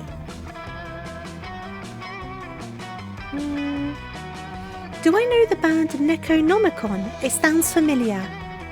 And they are very wordy, but I'm leaning towards the first one, hiring an army of homeless people to write positive reviews to hide Liam's negative one. Plus, it'll give the homeless people some money because they will be hired. So I'm leaning towards that one, and it will help the mermaid. I think that's the one I'm going towards. Why, of course, this plan involves two of my most favourite strategies, gathering an army and outsourcing work to the disenfranchised. Yay, economy! If it involved torture and suppression of dissidents, it would hit all my favourites, but there might still be some time for that later. I don't even have a response to this. You go to the vast homeless population who wander the woods near the school, don't ask, and convince them the cafeteria is a trendy new restaurant that sells food for the most valuable currency of all, positive web reviews. Turns out people are pretty gullible when they're starving, so they flock to the cafeteria in droves and start writing spectacular reviews on their phones. Because now homeless people have phones of their own, it seems they kept all of the unwanted Blackberries. Remember Blackberries? Yeah, me neither. Who remembers Blackberries? I had a Blackberry. Sorry, give me a second. I've got to mute the microphone for a second.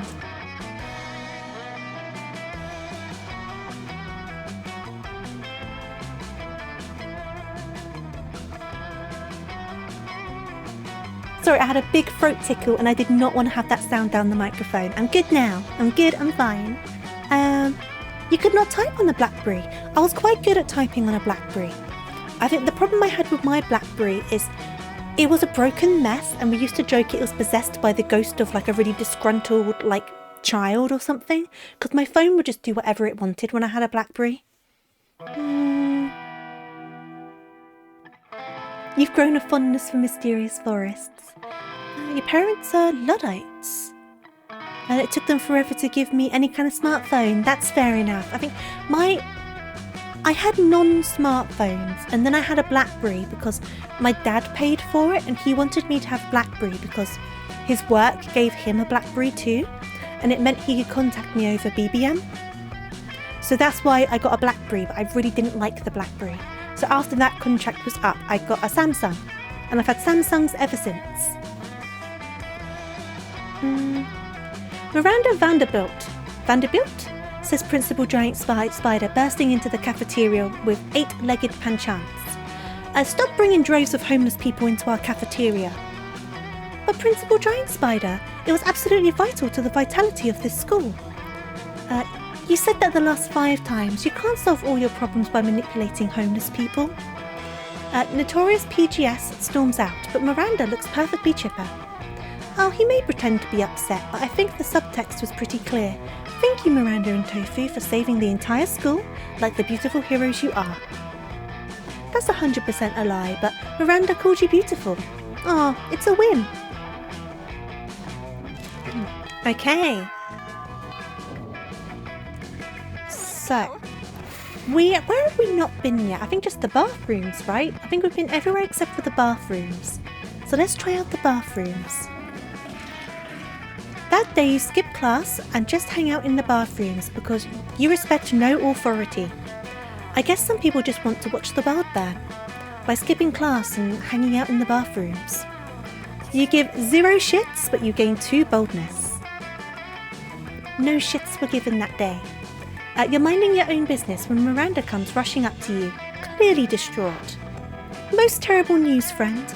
I've just watched the documentary Game of Thrones, and now I fear for my own royal family. The documentary Game of Thrones. I did not realise how susceptible we might be to random acts of treachery, or how often we romance our siblings. I don't want to be shot in the chest by a crossbow while sitting on the toilet. That doesn't sound proper at all. Please help me put my poor mind at ease. How can I possibly identify potential traitors in my court? Okay, how can we identify traitors? Just keep an eye out for the classic signs. Shifty eyes, hooded black cloaks, ordering knives in bulk. Or pretty much everybody is a traitor. Just spin a bottle and whoever it points at, kill them. Spoilers! Oh no, spoilers! It's definitely very fun. This was in the charity bundle from last week, Beef. Was it last week? Whenever we did the charity bundle, I think it was last week. It's in that. I believe there's sequels as well. This is just the first one. But we got to decide. Do we give some classic signs of bad people? Or do we just tell them to kill everyone? I think the problem is, if we tell them just to spin the bottle and kill people, they will just do that. So I think we need to prevent that from happening. I don't know if you agree. I think it might be best to do that.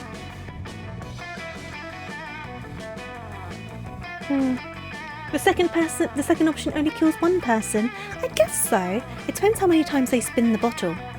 Everyone must die. See, the problem is that I feel like a traitor wouldn't fulfill the classic traits of a traitor, because they would want to be in disguise. But then at the same time, they might spin the bottle and then kill their most loyal person.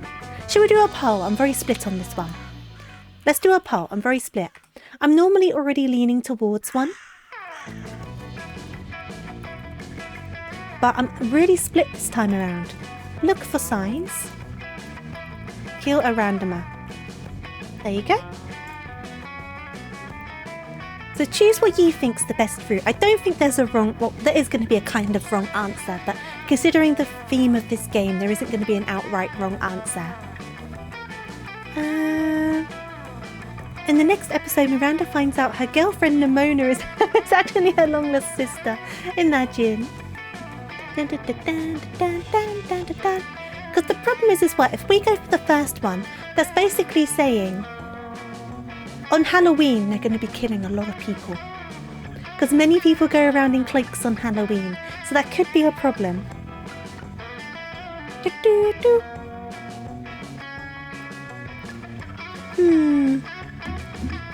I think I'm thinking about it too logically as well. I think I just need to be a bit more spontaneous with this. I think I'm being far too on the straight and narrow with how I'm thinking about these questions.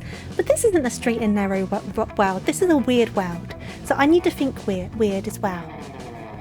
Look for signs. Okay, we're going to look for signs. But that would mean... Could Lord Darkheart Stabbington be a traitor? Darkheart Stabbington. I must warn Father at once. We have to find a new royal babysitter. A rose by any other name would smell as sweet, unless that name is Darkheart Stabbington. You gain 2 smarts and 1 money. Oh, we gain some money. Let's go. So, we've been everywhere at this point. So I guess we can just go... We haven't been to the library, actually. We'll go to the library. We've still not been to the library. That day, you spend some time on the library's PCs, sending malicious spam emails in the hopes of stealing other people's money. It doesn't sound very nice, but who's really the one to blame if they respond to such a blatant scam? You lose 10 karma, which isn't a stat in this game, so who cares, but you gain 2 money. Okay, somebody puts a sack over your head and throws you in a car. You drive for hours before they let you out and take the sack off. It's clearly the first floor restroom. Miranda is sitting on a makeshift throne while her goons jump in and out of the toilet. Greetings and salutations. I'm glad you came. My prom cream campaign is moving on to the next stage. Your expertise is crucial for this part. Most of my inner circle are fish, hardly helpful unless genetically engineered beyond recognition. Speaking of which, I need you to help me sneak a 3-meter-tall, heavy-armed cod assassin named Tresca into the school.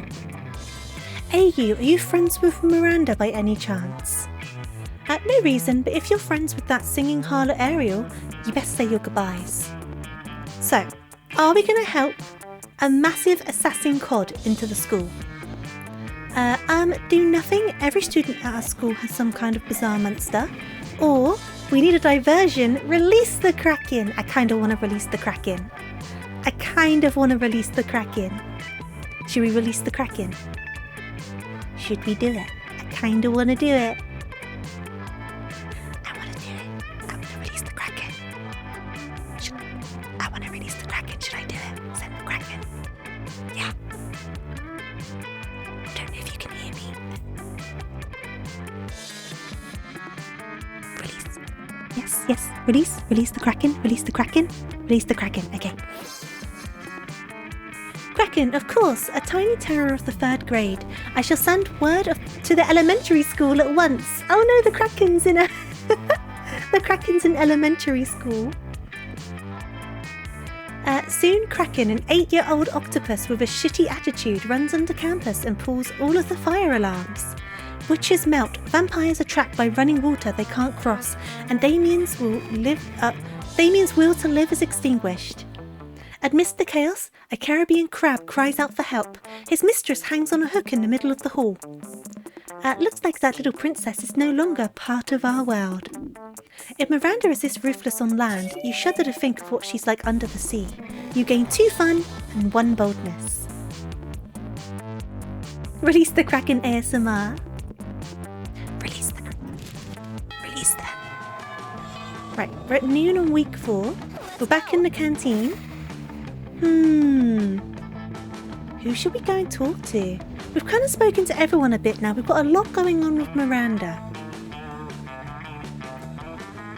We haven't really spoken to Damien much. Maybe we should speak to Damien, we've not really done that for a while. Oh, by the way, a catch up on our stats. We're currently on 15 smarts, 14 boldness, 7 creativity, 9 charm, 10 fun and 8 money. More Polly. You really like Polly, huh? I know a lot of you are wanting to talk to Miranda anyway, so I guess we'll continue with Miranda. You arrive at your table and find the coven eating, and Polly and Miranda screaming. We're under attack! Alarm! Alarm! Summon the guards! They're using their bizarro mind powers on me. The cute tall one is my less attractive evil twin. She uses shades just like me, clearly because the evil twin thing. We're not attacking anyone, we're eating. What do you mean less attractive? Disgraceful. Lies, subterfuge. I can feel them in my brain, making me less cool and sexy. Ah! Always the same with you. Every single lunch hour. You can't allow your friends to be attacked. Quick, save them from this fiendish menace. Joust them in Miranda's honour, or drug their food. I kind of want to see what happens if we joust them. I think we should joust them. I'm going to joust them. You slap a colander on your head and a baking sheet on your chest, and a jousting lance under your arm. My hero, charge! Vanquish these invaders. Whoa, hey, we don't want any trouble. We'll just move over there. Victory! The day is saved. Our valiantly fought noble champion. Whoa. Whoa, did those 3 just disintegrate into a pile of turtles? Or am I just super high? You think that question pretty much answers itself. Moran Fu, are we shipping this now? Let's go. We definitely have the most affection for Miranda, I think. Okay, so now we've definitely been everywhere, so I guess we can just go anywhere at this point. The cat's in the auditorium, so we won't go to the auditorium. We've just been to... Where were we just before? I'm not too sure. Oh, the library. So, we can go to class, outdoors, gym, or bathrooms. We went to the bathrooms not that long ago, to be fair, but we've only just been to the library, and the cat's in the auditorium right now. We haven't been outdoors in a bit. We could go outdoors again. Or we could go to a class again. You want to go to the gym again? We can go to the gym again. I wonder who would be in there. I guess we'll find out. Oh, it's the same dialogue, is it? Epic dodgeball takes place. Oh, here we go. Amidst the battle, you spot a fellow player that seems utterly discouraged. She thinks she's not worth anything at dodgeball and she attempts to throw the ball at herself. You explain to her the many ways you think she's unique and wonderful, but also defending the many pleasures of life. With your help, she's capable of finding reasons to keep playing and gains a sense of self-worth. You gain 1 BFF. Sadly, she's not part of this game, so their beautiful friendship will take place off-screen, but you also gain 2 charm. You notice Polly bent over her phone, while Miranda tries to peek over her shoulder. Something really interesting must be going on Polly's phone. When you get closer though, you see that Polly's just on a horny dating app, TM. Again, swiping right on everybody. Miranda seems entranced though, and a little worried. What did you say this was called again? Horny dating app TM. And it's a dating app, and it's an app for finding true love. Sure. Oh, how But majestic. I never knew. I have spent countless hours going to royal balls and kissing frogs and pretending to be in a magical slumber, when I could simply have been using this app. I mostly use it just for collecting dick pics. What are these dick pics? Tokens of affection? Oh alas, to be so far behind in my quest for love. I'm 19 years old, practically an old maid, and only now learning of this. Oh, how will I ever make up for lost time? Okay, so don't worry, I'll coach you in the mysterious ways of horning dating at TM. You'll have a whole harem in no time. Or, you still don't have horny dating at TM? Why should you worry about, having... Wait a sec. Oh, why should you worry about having horning dating at TM when you can actually own horning dating at TM? Why don't you just buy the entire company? That confused me for a second there. So, we can either teach Miranda how to use the dating app or tell Miranda to just buy the dating app. There's our options. I feel like we should make her buy it because she's clearly not looking for what this app's actually for. So I kind of feel like it might be better for her to buy it and then realise what it's about. Because I think she's going to be in for a bit of a shock if she goes on there. She is clearly not looking for certain pictures.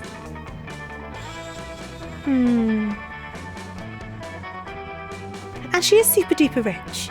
So I'm gonna go for that option, I think. Yes, of course.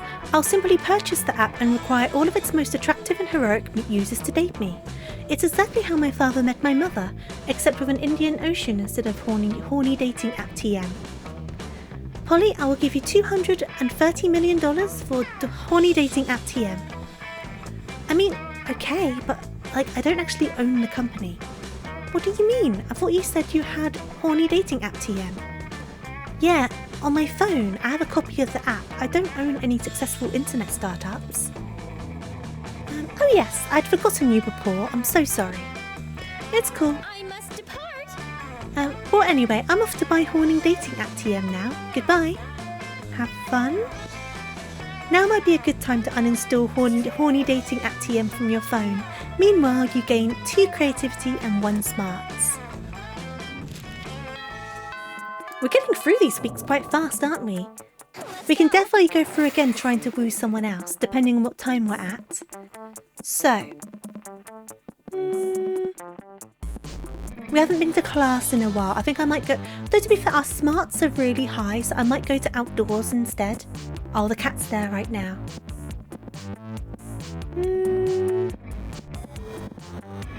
Could do the auditorium again. I don't feel there's a big need for the class because our smarts are like our highest stat right now. I mean, we can still do it. Do it anyway. That day you're one of the first in class. You sometimes come early because you enjoy talking to the teacher. He's a bit bitter, but in a cool way. He treats you like an adult and the two of you discuss life and stuff in a very snarky way. Look at you, excelling in cliched movie tropes. You gain 2 smarts and 1 valuable life insight. They'll help you face the difficulties of being young. Miranda, oblivious to everything that happens, approaches you weeping. Disgraceful. Have you seen the news? The most dreadful thing has happened. The Lemurian monarchy has been overthrown. King Kraken no longer sits upon the throne of gold and baby skulls. Those filthy revolutionaries are saying he stole their daughters and ate their sons, and forced everyone to work for free in the uranium mines. So he made a few shrewd financial decisions. There's no reason to dispose him. If some innocent kidnapping and slave labour was enough to get the peasants in uproar, I shudder to think of my own kingdom. Do you think my people might resent being forced to hold up the corner of the palace where the foundation is crumbling? I mean, maybe. Do you think the 100% income tax and the random cannibals will fire into the villages might be taken as something other than expressions of goodwill? Could this plague of civil unrest infect my own domain? Oh, perish the thought. I'm inconsolable. Console me! How might I safeguard my kingdom against the fate of good King Kraken?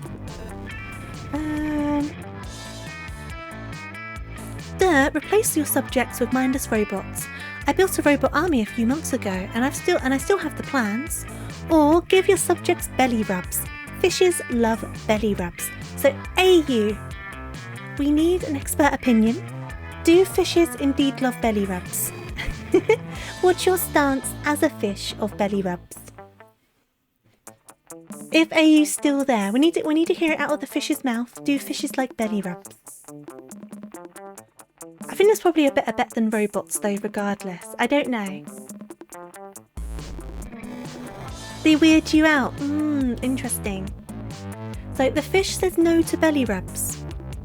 But if we replace the entire population of robots, that means the existing population isn't going to exist anymore. So maybe the belly rubs will prevent a bunch of people dying.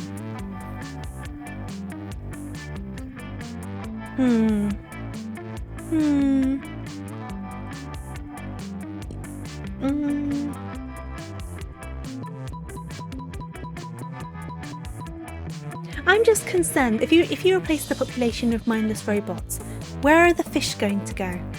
Are the fish going to get booted out? Are the fish going to get slaughtered? I'm kind of thinking belly rubs. I'm very sorry, AU. You can say no to the belly rubs. How majestic. How elegant, how humane, how cost effective. I'll implement it at once. But soon... Oh, the horror! The plan could not have gone more wrong. Oh, they do not like the belly rubs. You see, to avoid the drudgery of rubbing bellies myself, I conscripted 100,000 serfs to do it for me. Right, okay. But when the serfs saw the quantity of work facing them, I can hardly bring myself to say it, unionised! Imagine how I must have felt imprisoning all those serfs. Some of them were my favourites. Well, as father says, a princess must take responsibility for making other people take responsibility for her mistakes. Disgraceful. What I mean to say is, I blame you for this. When some of the serfs escaped from prison a few days later, they blame you too. The beating they give you saps 2 boldness and 1 fun. Oh, that was a really bad decision. Right, don't tummy rub the fish. That's what we've learned. Don't tummy rub the fish. Bad idea. Hey there, Angel. How you doing? Let's go. Right. Who are we going to go and talk to?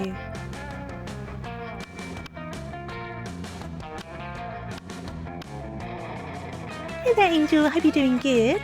We should try and redeem ourselves with Miranda, right? Because we kind of messed up. Maybe we should go and talk to Miranda. Vera's about to lift a glass of scotch to her immaculately painted lips. You can drink whatever you want in this school, apparently, when Miranda screams. Stop! Don't drink that! What? Why not? This scotch costs more than most cars. Has your taster tried it yet? What taster?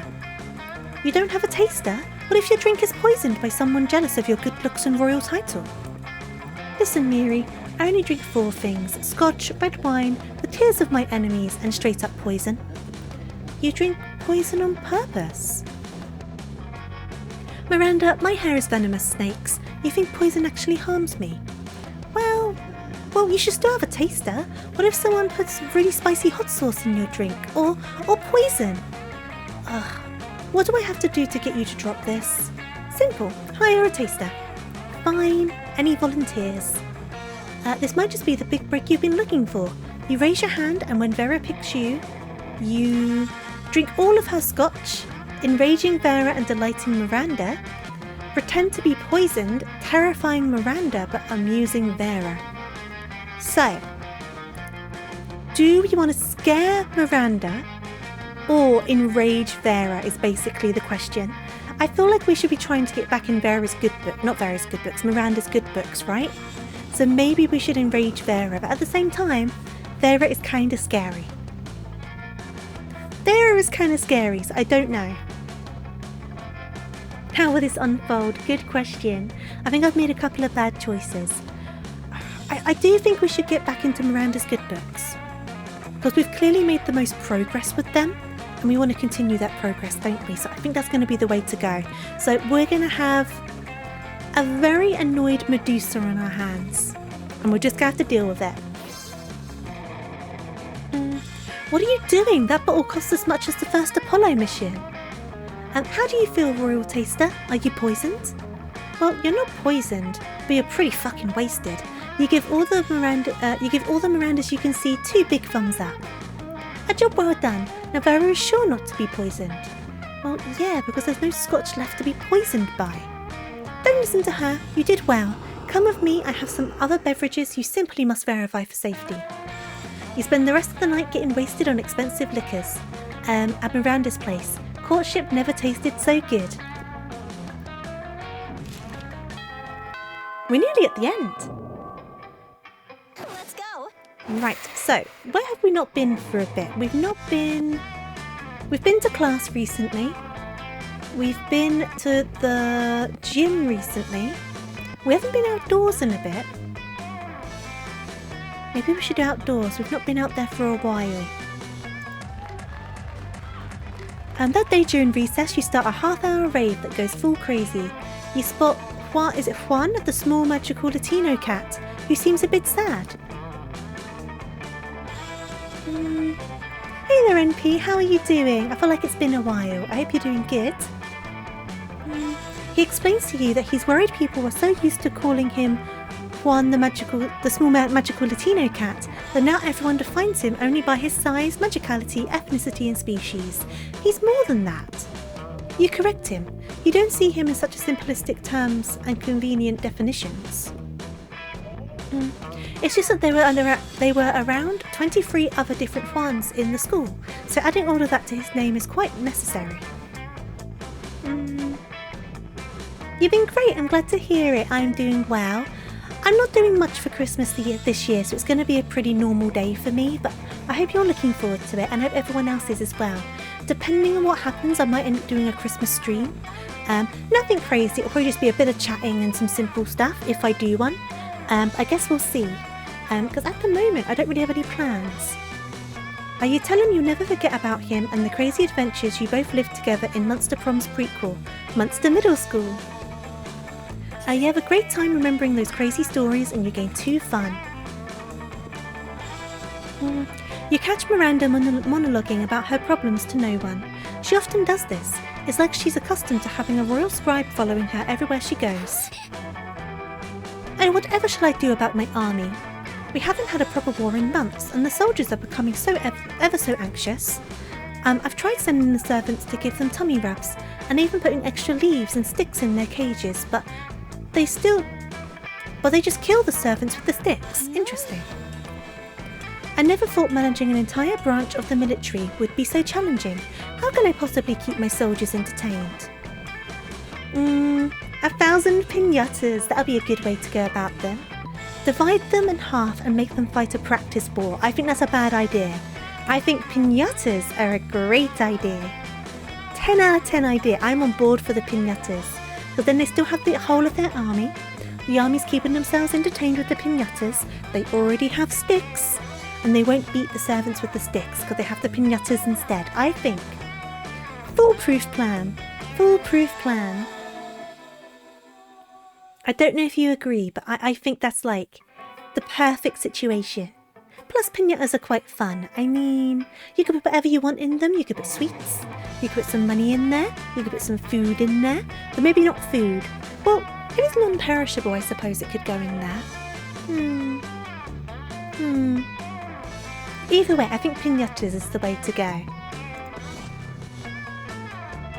Oh, it was the wrong choice. I was so sure about the piñatas. Don't you keep up with current events? Our last war was against the piñata people of the Marianas Trench.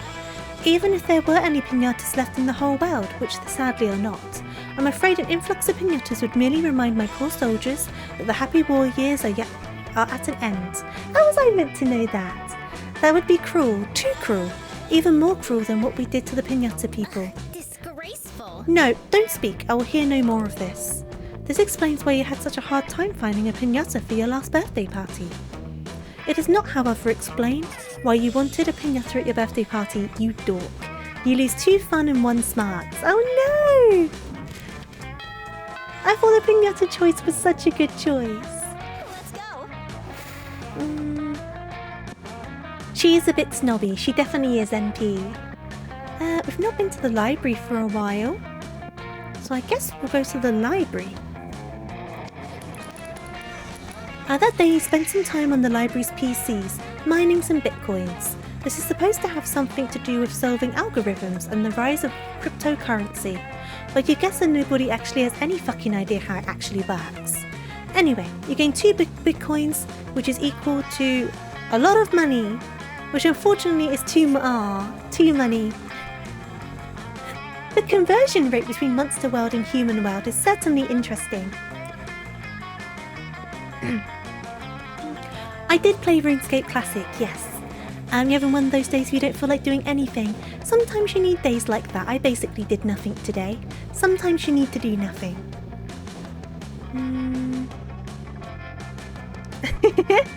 You swing your pick at the rock, you get some bitcoins. Honestly, I used to just end up making campfires everywhere. You see Miranda hovering in the hallway, whistling to herself and checking out her reflection in her own scales. Why hello there, Tofu.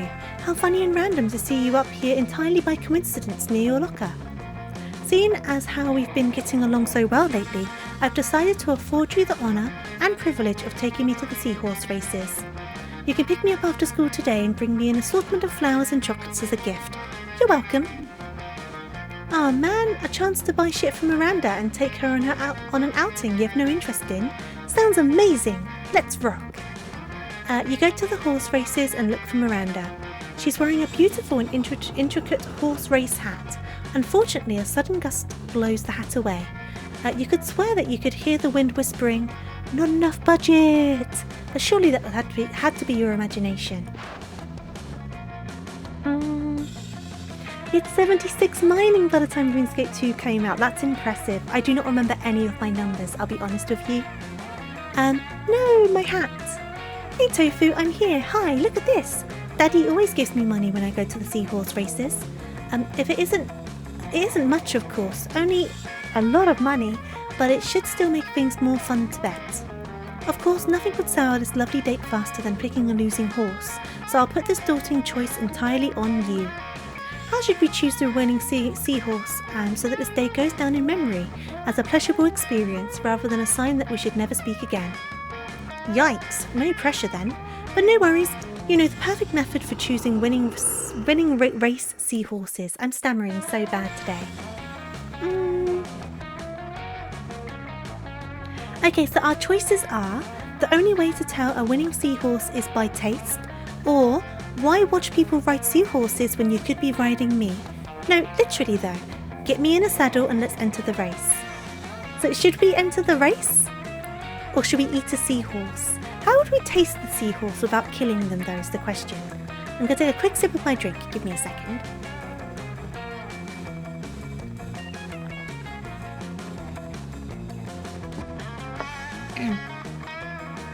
I kind of want to see what happens if we enter the race ourselves, I'm not gonna lie. But I feel like it's going to be a bad choice, but I kind of want to see it. Ride the bunny. I do want to see it. Are rabbits faster than seahorses? Well, that kind of depends, right? Because if the race is on land, the rabbit would definitely be faster. If the race is in the water, however, it's a bit more up in the air then, isn't it? I feel like the seahorse would win though. I just want to see what happens. I think I'm going to choose it. Ride you? Why, this is an option I've never even contemplated. I've never heard of one person riding another before. Oh, Miranda, bless.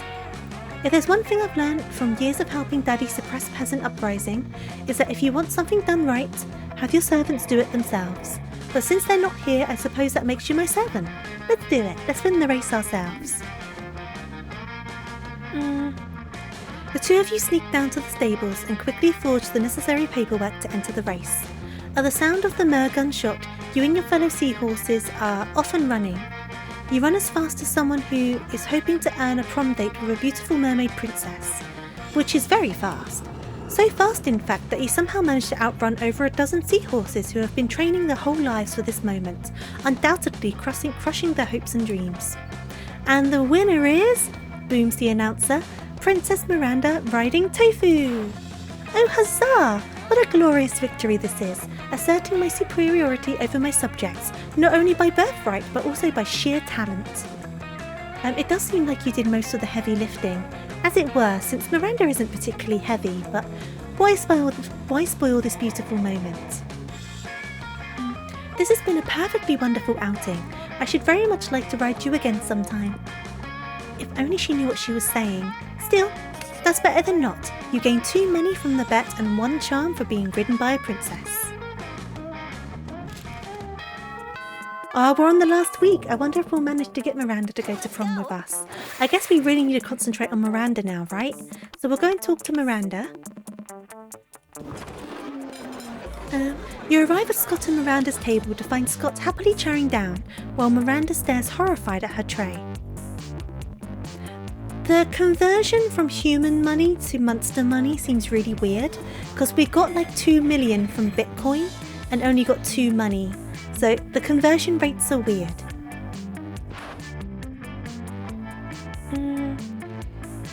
What's wrong, Miranda?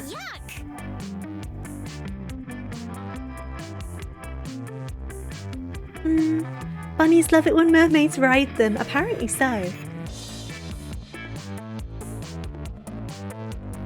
Sorry, my throat's a bit funny, I had to mute for a second.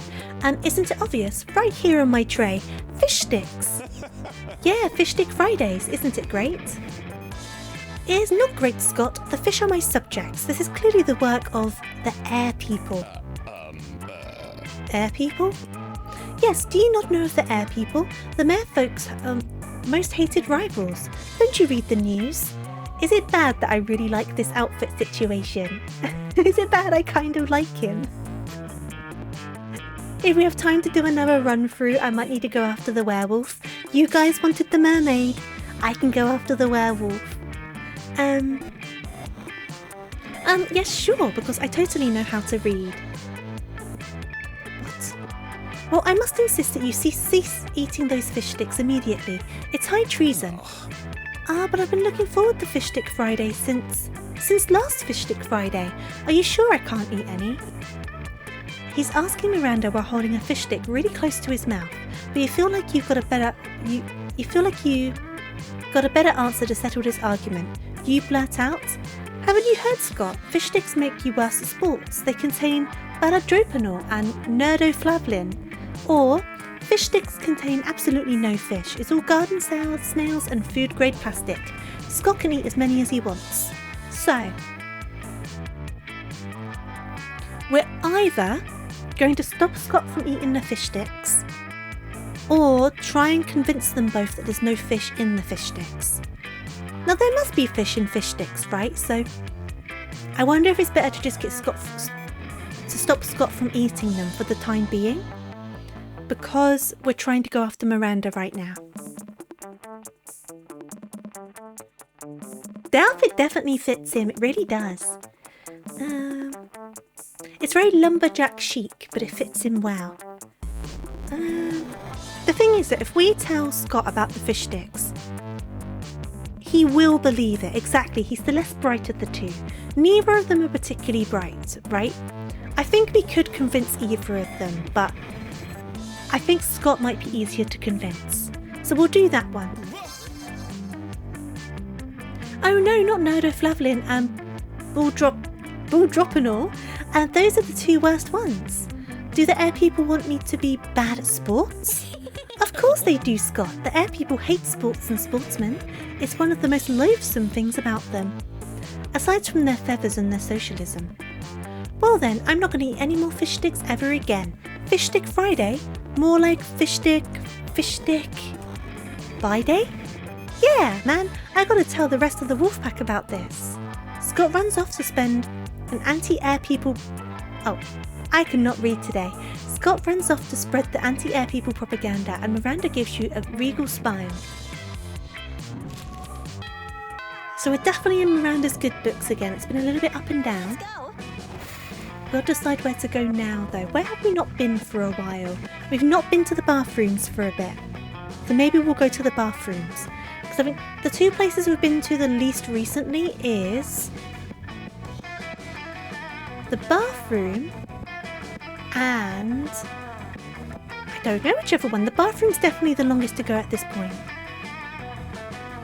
Oh, thank you for the glasses. I'm stammering and stumbling over all of my words today. I'm really sorry. That day you skip class just to hang out in the bathrooms because you respect no authority. On the way there you run into Mamimi, or the Oni gal. She offers you some of her weird Japanese energy drink. You take a sip. It tastes crazy as hell. You need to check the contents of this shit. Guarana seed extract, benzoic acid, 30 milligrams of caffeine, and 100 milligrams of boldness. Well, it wasn't bad at all. You gain 2 boldness, thank Manami, and proceed to the bathrooms.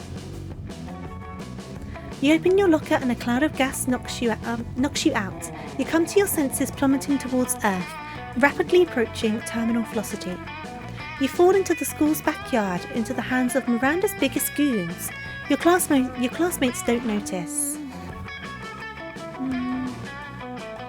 It didn't work. None of them even noticed your glorious fall. People were so used to spectacle at this school. This slow ascension is tiresome. I need a glorious act, a grand gesture to secure my throne. Can you think of something while I flay my salmon? Profanity Tofu is fun, Tofu. There has been much profanity in this game. Okay, so we need to get people talking about Miranda because she's trying to get to prom queen. So I guess she tried to knock us out so it looked like she was like saving us, but no one noticed. So, no more talk, we bring war.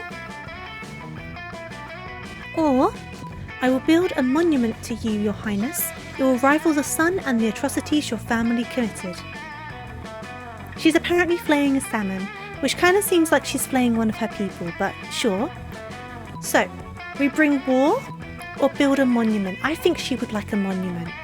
I think if she had a monument built for her, she would really like it. Monument, that's what I was thinking. I think she would like that. I think she's self-centered enough that if she had a monument, she'd be dead happy about it. So let's do that. Let's build a monument. Oh! She wasn't happy about it. Atrocities? Why would you say that? We never did anything bad, only what's necessary. I thought you understood that. I thought we'd put peasants down together. Oh, I shouldn't even be here. Father wants me home by 5 to violently suppress a rebellion.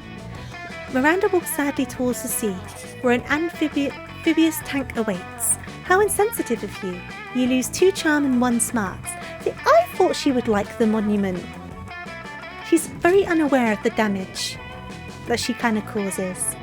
Right, who am I asking to prom? Well, it's going to have to be Miranda. We spent the most time with her. So we'll ask Miranda to the prom. Let's go. Is she going to say yes, is the question. Because I think she can still say no. So, you finally pluck up your courage and ask your beloved to go to Monster Prom with you. Disgusting. Oh. Eck, that's disgusting. I think of you as a sibling. Actually, we royalty are very into incest, so let me correct that. I think of you as highly unattractive. Wow! I must decline. The failure haunted you for the rest of your life, and you never moved on, becoming a total and constant failure. You never succeeded at anything again. Except for the time you won at Monsters Got Talent, but your talent was being a failure at love. It astonished everyone how bad you were at romance. Not any less sad though. Oh man! That's a bad ending, yeah. That's a bad ending.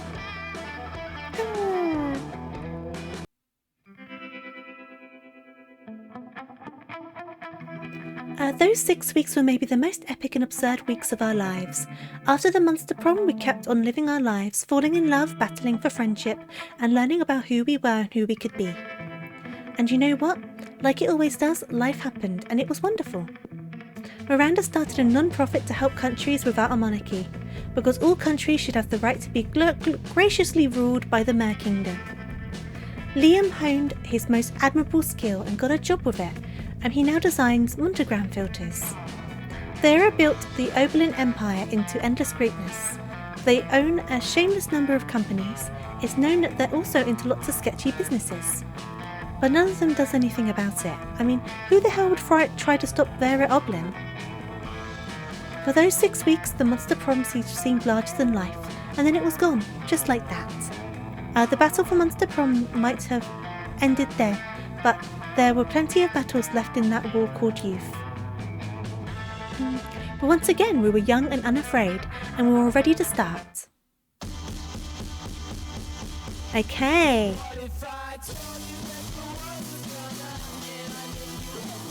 Can I skip this bit? There we go. Because I'm wondering.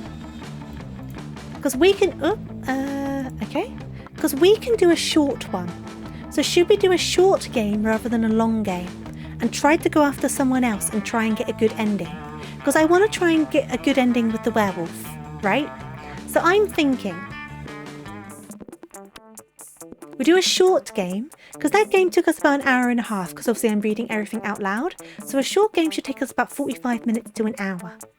And then we can try and woo the werewolf. I think that's an idea. And then we'll try and get a good ending, and we'll see how it goes. So we're going in. Our spooky high school, the sweetest years of our lives. Back then we were young and unafraid. Sometimes reckless, sometimes brilliant, sometimes just stupid, but always willing to live life to the fullest. We were on a wild journey to discover who we really were. So we'll go back into this one again. My type's werewolves. Look, the werewolf looks quite nice, okay? I'm just speaking the truth. Ooh. And then I'll keep the pronouns as they, because we are kind of deciding stuff together a little bit. And we had yet to experience its ultimate challenge, the Munster Prom. I remember it clearly. 3 weeks were left, so we have half the amount of weeks. Rather than 6, we've got 3. So it's basically half the length of the game. So I guess we've really got to be leaning fully into the werewolf character, Scott. And if we start deviating, we won't have the time to come back. So we really need to lean 100% into Scott. And as we fantasized about our dream prom dates, we were all scrambling to catch the attention of one of our 6 most charismatic classmates. So just to go through them all again. We've got Miranda. She's a sweet mermaid princess who's cute but genocidal. We've got Damien, the demon with a taste of destruction. We've got Scott, a werewolf athlete who's a bit empty-headed but has a warm heart. We've got the grumpy vampire Liam. He's a hipster, but he's a lovable dork underneath the grumpy surface. Then we've got Polly. She's the party animal ghost. What? And then we've got Vera. She is a bit of like a business mogul, a little bit like crafty, a little bit manipulative, things like that. But she's very smart. So these are our lineups. Obviously we're going for Scott Howe in the middle this time around, because you guys chose Miranda. I'm choosing Scott. So we're going to pop on in. Right, 3 weeks to woo them and conquer their hearts. We're young and unafraid, and we were ready to start. Okay. So we've got to do the personality test again. Welcome to Munster Prom's stupidest pop quiz ever. All minds are rotten, but they are rotten in so many different ways. Worry no more, we're using our PhD in bullshit to diagnose which kind of deviant sicko you are. Don't wolves like to eat rabbits? Like, if I tell Scott that eating rabbits is full of that nerdoplavin and stuff like that, then he won't eat me because it'll make him bad at sports. So that's all we need to tell him. And then we'll be all good. Hey there, Brushy, how are you doing? Okay. Oh, we've got different questions this time. Okay, school is outdated and lame. We need a new school subject ASAP. So how to correctly punch a crocodile without terrible consequences. Turning people into your puppets through emotional warfare and deception 101. Critical thought. I mean, damn, this country could really use a subject like that in schools. Honestly, yeah, kind of. I'm between the crocodile and the critical thought.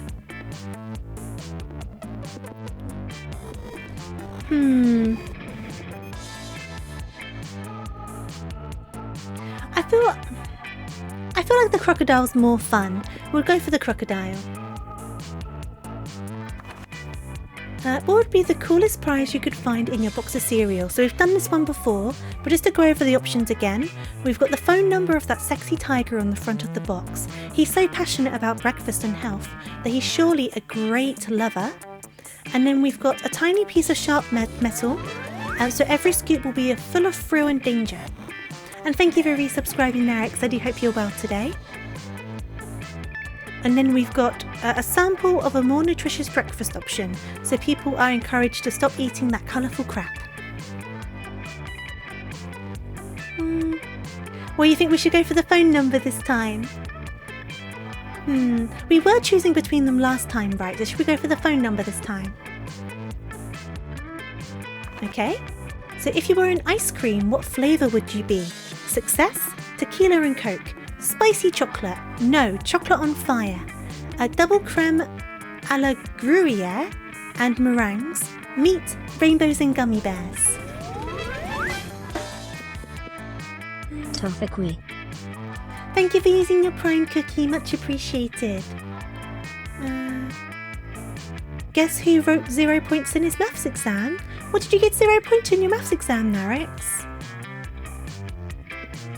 I kind of want to be rainbows and gummy bears. Everyone's saying meat though. Well, Reen, this doesn't dictate the person you're dating. This dictates your stats.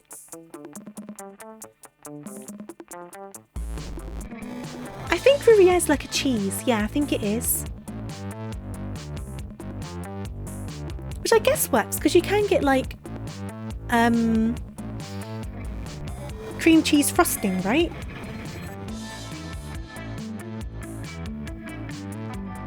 Mm.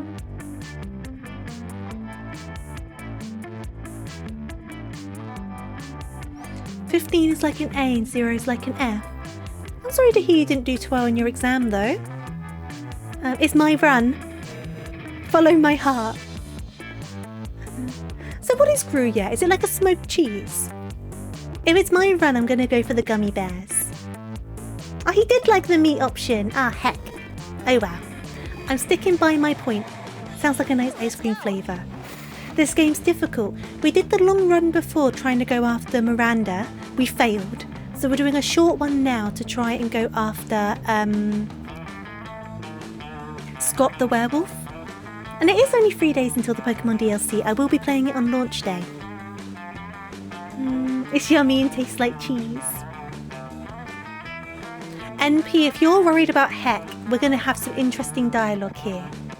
Right, I'm going to go to the gym off the bat. That day, an epic dodgeball match takes place. Everything seems lost, but you deliver an inspirational speech that fuels your team spirit, leading to a spectacular comeback. You're clearly a natural-born leader. You gain 2+ charm. In the wake of all of that, you overhear Miranda and Polly discussing a party. Oh Polly, I'm terribly excited for your upcoming party. You can do long and short runs all over. There's thousands of unlockables and entire charts of how to get things done right. Interesting. I think I've only got time for so much today, but where there is so much, it's something we can definitely come back to. Or stuff I can do off stream as well. Because when I'm doing it like a longer stream in the future, like maybe for like Christmas or New Year's, I could definitely bring this back up again and try and do another run.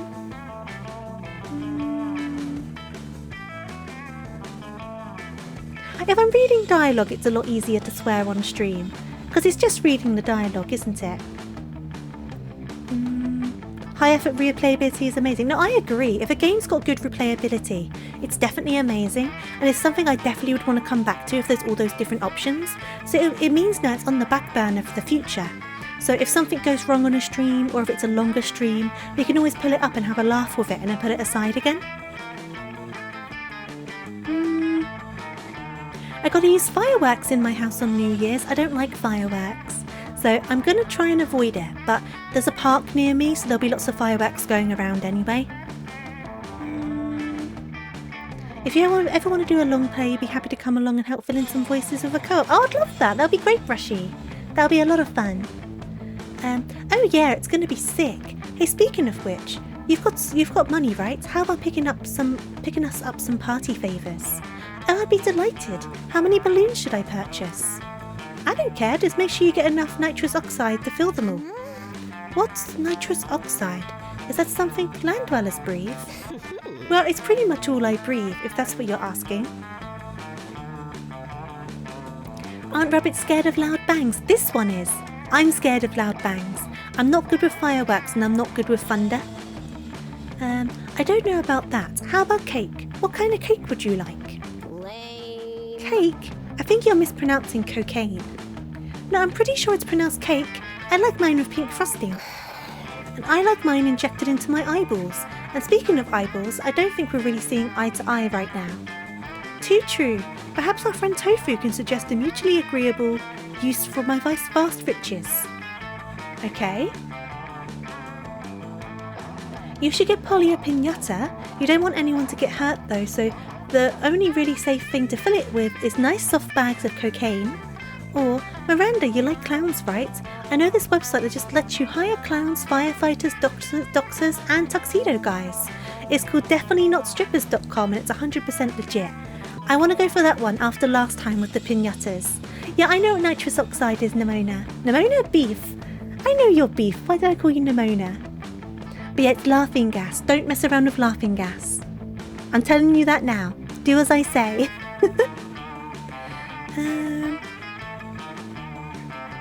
Your new subject for your English class is England and Britain. Hope you can help.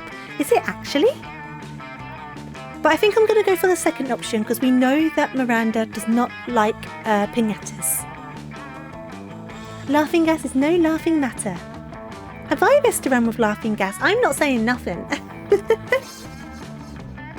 You pull up definitely-not-strippers.com on Miranda's phone so she can see for herself. Well, beef, I know you're beef. That's the first time I've slipped up on it, to be fair. But obviously other people may also slip up on it. But it's fun. The Nimona name's a lot of fun. 20 minutes later. Hello? Miri? I'm sorry, were you talking to me? I seem to have been distracted by the photographs on my phone here. What were we talking about? Clowns? Yes, fine. Order 100 of them. And another 100 for the party. Later at the party, you get to see those buff clowns fit into a lot of things besides tiny cars. You get 2 creativity and 1 fun. We talk about the difference between Englishness and Britishness. That's interesting. Let's go.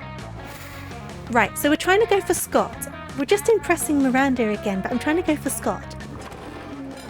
As you approach Scott and Miranda's table, you see the entire table is covered in exotic silverware. The artist formerly known as Beef. Oh, what's this one for? That's the forking spoon. It's a spoon for picking up your forks, so that you don't have to touch them with your fingers. And that one? That's the tuning fork. It's for making sure all your other silverware is tuned to A minor, as is proper. What about this one? That's the dairy knife. It's for milk. Wow, do people ever invent new silverwares? All the time, but none of them are any good. It will take a genius of true subtlety to improve on the existing canon. A genius of true subtlety. Genius and subtlety are your middle fucking names. You suggest the ultimate new silverware. Hands. I like the salad harp. The salad harp sounds pretty interesting. A harp for salad? Why has no one thought of this before? It's because it's hard to eat salad with a harp? Cretin! Who said anything about eating? Isn't that what silverware is for? Perish the thought. A true purpose of silverware is to give your hands something to do while elegantly avoiding your food. And nothing is more elegant than playing a subtle lament on your harp while your serf eats your salad for you. My serfs will finish my lunch for me. I am off to have a harp commissioned. Now, the problem is now we're just gaining harps for Miranda right now, and I was trying to woo Scott. Miranda takes you harp shopping with her. It's a real bonding experience. Afterwards, you both ignore a salad together at a fancy restaurant. All you're qualified to do is be stupid in public. That sounds like what I'm qualified to do. Hello James, welcome back. I hope you're doing good. It looks like we might be wooing Polly again at this rate. So we went to the gym before, so I'm going to go to the bathrooms just to keep track. That day you skip class and just hang out in the bathrooms because you respect no authority. I guess some people just want to watch the world burn. By skipping class and hanging out in the bathrooms. You give 0 shits, but you gain 2 boldness. Woe is me. Could Miranda possibly be doing this because she wants attention? Only one way to find out. Oh, hello, I didn't see you there, as I was standing here suffering gallantly in silence. So bold. She did, and she wasn't, but okay. I had the most tragic injustice before me earlier this morn. I was rejected from our school's water polo team. They claimed I was mistaken about how polo is conducted underwater. Excuse me, but I was raised underwater. How is one even supposed to play water polo without heavily armoured seahorse as a mount? How, I ask you?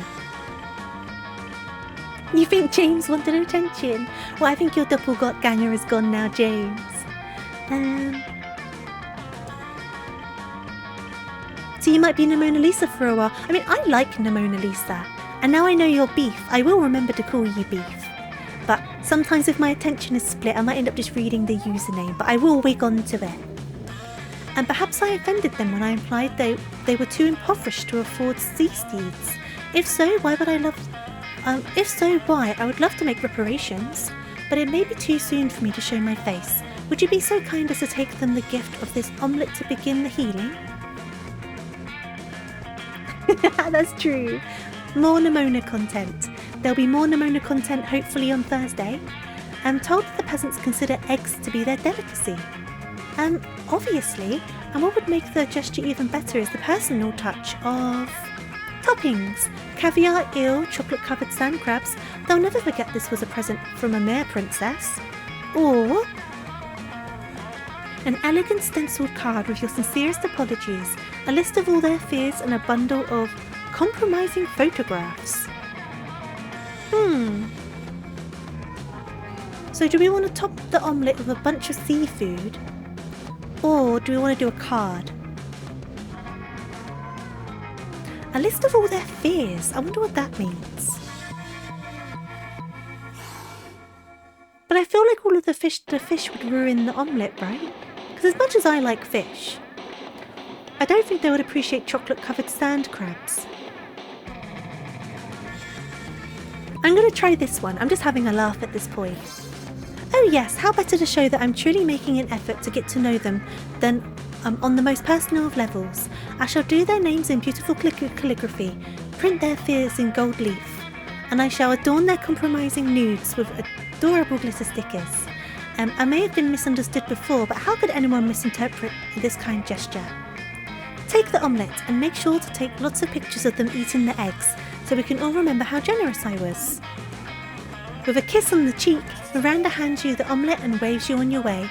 You gain 2 smarts and 1 charm. It looks like we're going after Miranda again. Which is fine, I will commit, because we're doing a decent job. We'll go after Miranda again. So we'll pop to the auditorium. That day while rehearsing for the class play, it's as though the muses themselves have descended to give you figurative oral sex. Your performance is intense and inspiring. It will be remembered for generations, which is pretty rad by high school play standards. You gain 2 creativity. Rehearsals end for the day, but you notice Scott and Miranda still sitting near the stage, watching something. It looks like 2 farmers are handing a bunch of apples back and forth. Greetings, fellow classmate. Oh hello, you're just in time for our study session. To aid our comprehension of arithmetic, I have hired these actors to reenact the fiendishly difficult word problems in our textbook. You see, Farmer Jim has 9 apples. He gives 6 to Farmer Greg. How many apples does Farmer Jim now have? She is in a Princess Daisy outfit. They're like riddles. I don't know how we'd ever understand them without these actors. Usually it works on the first try, but we've been doing this for over an hour now and we still don't understand. Is there something wrong with our study method? No, of course not, for Daddy has assured me that I am never wrong. We need only to change some small detail. What if instead of apples they were oranges? What if instead of farmers they were trains? I'm going to say this one. You definitely swap Farmer Jim's apple basket for a crate of oranges. The actors barely miss a beat. I get it, it was so obvious now. Yes, of course, oranges are rich in vitamin C, and C is the 3rd letter of the alphabet, which means the answer is free. Free oranges. Thanks for all your help, you're a genius. Now if only we knew how to convert oranges back into apples. You'll let them work that one out on their own. You gain free smarts. This game is so silly, isn't it? I do like it quite a lot. We'll definitely need to come back and try other characters and other routes and stuff like that. But like I said, it looks like we're going after Miranda again. But hopefully we'll be successful this time. They know about vitamin C, but not how to subtract. True. You arrive at your chosen table to find Vera-looking askance at Miranda's lunch. A single, very suspicious-looking apple. Miranda, honey, your apple seems to be pulsing with unhealthy purple light. I'm sure it's just your imagination. It also has a skull on it, and it smells like lighter fluid. I don't think it's for eating. Of course it's for eating. It's a perfectly standard poison apple. You know, the sort that puts a princess to sleep for 100 years. You literally just admitted it's poison.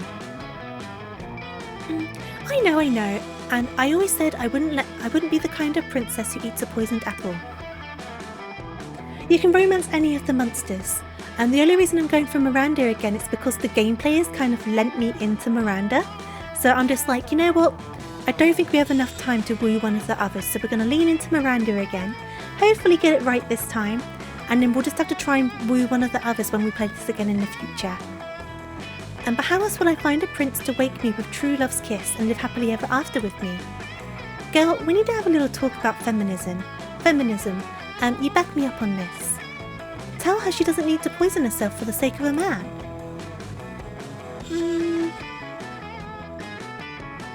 You don't need to eat that apple. Princes should be eating poisoned apples so that you'll kiss them. Or you don't need to eat that apple. There are plenty of eligible princes on hotprincefinder.com. Hotprincefinder.com. That's not what a finder for hot princes? What is this sorcery? I must see it at once. You pull up the website on your phone. You've already got it bookmarked. For no reason. Goodness, it even lists their pedigrees. And you're right, not all of them are even looking for sleeping princesses. This one's only looking for a princess who is a frog. That'll be much simpler to achieve. I only need to anger a minor witch. This isn't what I was going for at all. God, if you're that hungry for dick, just buy a damn hooker. Dick? Who said anything about dick? Royal marriage is strictly a business arrangement. When it comes to romance, we are free to make our own decisions. That's good news for you, especially since Miranda seems to really like your suggestion. Right, we're nearly at the end of this one. Let's go. But like I said, we're already halfway through, so I do think we just need to commit to going after Miranda. Let's go to class. We've not been there yet. I'm just reading the dialogue in the game. What can I say? That day you listen to your elders and learn valuable lessons. Sometimes after all the monster nonsense and negating gimmicks, you forget that attending class is supposed to be the primary activity at this high school. You gain 2 smarts. Oh woe is me, alas and alack all day. Miranda throwing a hissy fit. Must be Tuesday. Still, what else are you going to do? Study? Of course, spotted dick, the British delicacy. Oh hello, don't mind me, I'm simply enduring the most horrible injustice that ever happened to anyone. You shan't believe such cruelty could happen at our own school, but just today Mrs. the Loch Ness Monster told me that I shall be receiving a B+ in her class. Did you try the website, Lurker? 13 eligible princes you could still marry, oh my goodness. A B+, and all because I seldom attend. Does she not understand the importance of my daily royal manicures?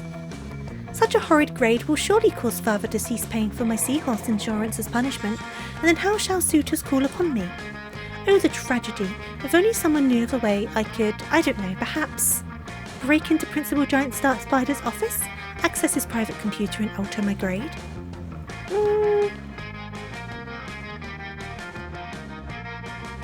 Stick a web of flies outside the principal's office. When he goes out to eat, we can sneak in to cheat. Or burst into tears. Spiders hate tears. I think, let's make a spider web. My ladies in waiting are expert lace makers. I'm sure they shall have no problem dropping everything in order to detain a variety of bugs. Indeed they don't, or are too terrified to object, and they create a sticky gooey web. The principal giant spider emerges to gorge on dung beetles that still smell of shit, which is apparently a thing spiders like. You and Miranda sneak into his office and, using the skills you learned in Cyber Terrorism 101, hack into the files in no time. Oh, look at that! I have an A+. I guess I underestimated my own amazingness. I'm very surprised by this development. I suppose as long as we're here, I might as well fill this thumb drive with top secret school security footage. No reason. That seems on the level. Definitely don't ask any follow-up questions. Just gain 3 plus charm and be cool. Okay, so we're at the start of week 3 now. It's the last week. Let's go. We've been kind of going down the list, so I guess we're due to go to the library next. So we went gym, bathrooms, auditorium, class. So let's go to the library.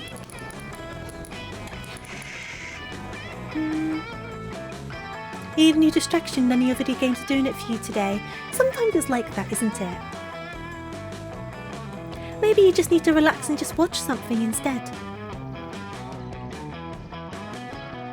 Just switch your brain off for a bit, you know what I mean? And that day you spend some time on the library's PCs mining some bitcoins. That's true, you are here and this is a good place to go brain dead for a while. I hope I'm keeping you some decent company. This is supposed to have something to do with solving algorithms and the rise of cryptocurrency, but you guess that nobody actually has any fucking idea of how it really works. Anyway, you gain 2 plus bitcoins, which is $2 million, which is only 2 months to dollars, so 2 plus money. I'm glad I'm keeping you some company, beef. You're checking your email in the library when you see one of them from an address you don't recognise. The subject is urgent, funds needed, emergency. It seems important, so you open it. Hello, my name is Nazareth Awaza, the totally legitimate Prince of Ethiopia. My brain is dying, and due to recent cruel betrayal and the hand of my brother Gambler Awasa, who bought many whores with government money, the kingdom is in terrible debt. I require only a paltry loan of 1,000 American dollars to regain my footing. Alternatively, you may simply provide your bank account and routing number, and I will transfer the funds myself. Once I have been repaid, the debt will be compensated to you with 10,000 handsome US dollars. Recompense.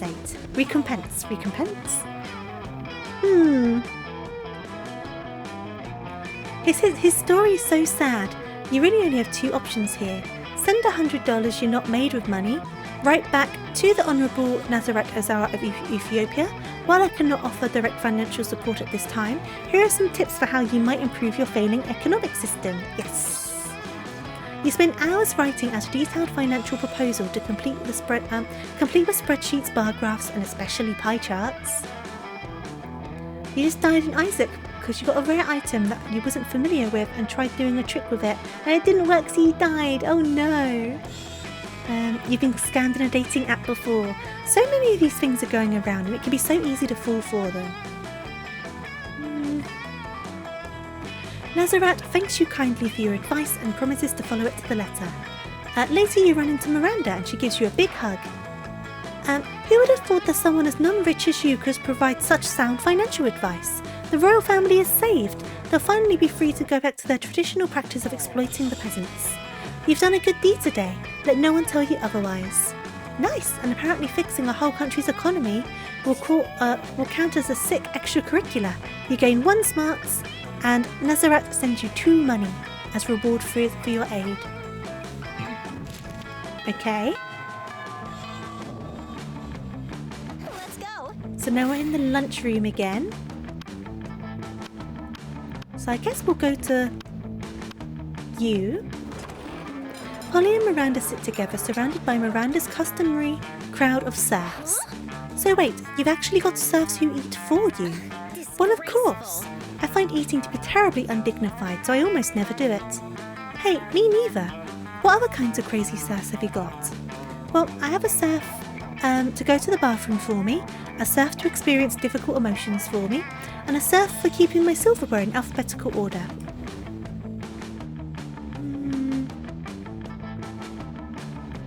They're all over the place on Tinder. They're not as common on Hinge or Bumble. and their profiles tend to stick up like a sore thumb. I've never used any of those, so I wouldn't know. You like how it's playing surf music while we're talking about surfs? True it is, isn't it? I even have a surfing surf. There you go, speaking of surfing. For standing on top of whenever I go wait. Oh, for standing on top of whenever I go surfing. I see. Wow, that's a lot of surfs. It's a fair amount. The only limit is my imagination. Unfortunately, my imagination surf imagined a way to escape from serfdom. So now I'm all out of ideas. A serf is like a peasant. A serf is like low level. There you go, Beef knows what they're on about. Well, I'm sure with the help of Tofu, we could probably think of a dope new kind of surf. There's an actual history major here. I mean, it doesn't mean that I necessarily know what I'm talking about. Okay. Oh, Miranda, you should get a puppy surf. It's not actually a surf, it's just like 50 cute dogs. Or you should get a party surf, Polly. A surf to experience your hangovers for you. You heard surf. Wrong sort of surf, but the idea's there. Would Miranda want 50 cute dogs, though?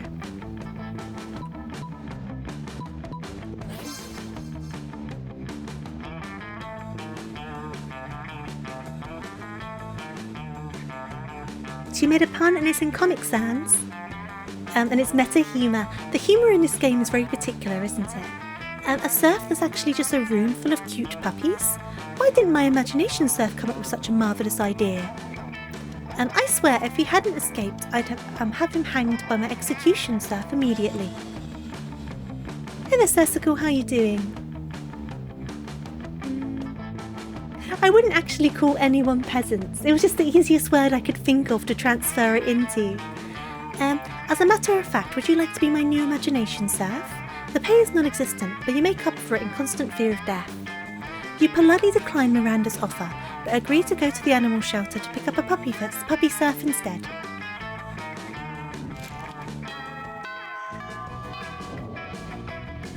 Let's go. There's nothing wrong with the surf puns. So where have we been? We haven't been outdoors yet. That day during recess, you start a half-hour rave that goes full crazy.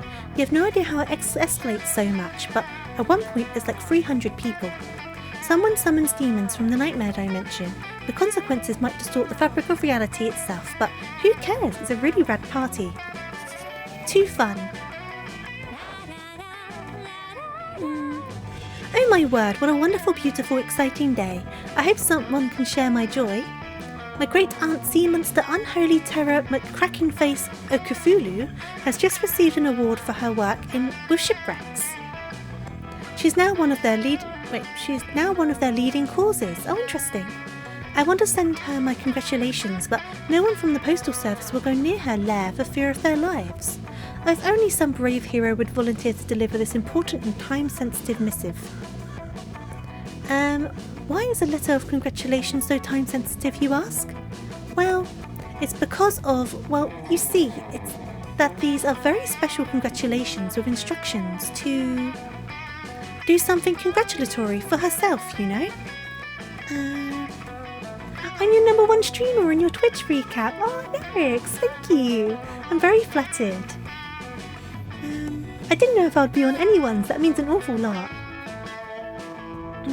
What if you took a time machine back to medieval Europe, or left your switch on, and you went back to the feudal lord and Nimona showed up with a surfboard and said, "Wow, it's such a coincidence that I used the time machine to go surfing with you.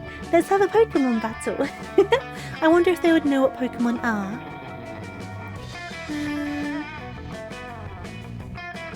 I got to know you fairly late in the scheme of things, so you're not in the Twitch recap this year, but I'm sure you will be next year. Oh, well, I don't mind. I mean, it's very flattering to be in anyone's. Obviously, I checked my Twitch recap for numbers and stuff, and I was very surprised by some of them.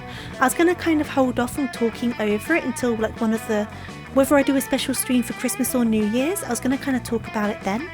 I didn't really want to babble on about numbers for ages, because I didn't know if you'd want to hear that sort of thing. Do you know what I mean? Just get her the letter. There's something fishy about this request, but you've never let that stop you before. You come up with a foolproof plan. Hire Scuba, the underwater taxi service, to deliver the letter for you. Dynamite the toilet, dive into the sewer and swim there yourself. I think Scuba's going to be the way to go, surely. With just a touch of a button, you're able to call a scuba driver to your school. You give him very specific instructions as the latitude and longitude, but conveniently leave out the part about the sea monster. A few days later, you see the fruits of your labour. A missing scuba driver turned up, drowned in my kingdom, and now Al Jazabai Fish. There's an Al Jazabai Fish article is accusing my father of kidnapping and murder. You kill one delivery man for being late, and suddenly every driver found drowned in their car near your castle was your fault. Thanks for framing my father for murder.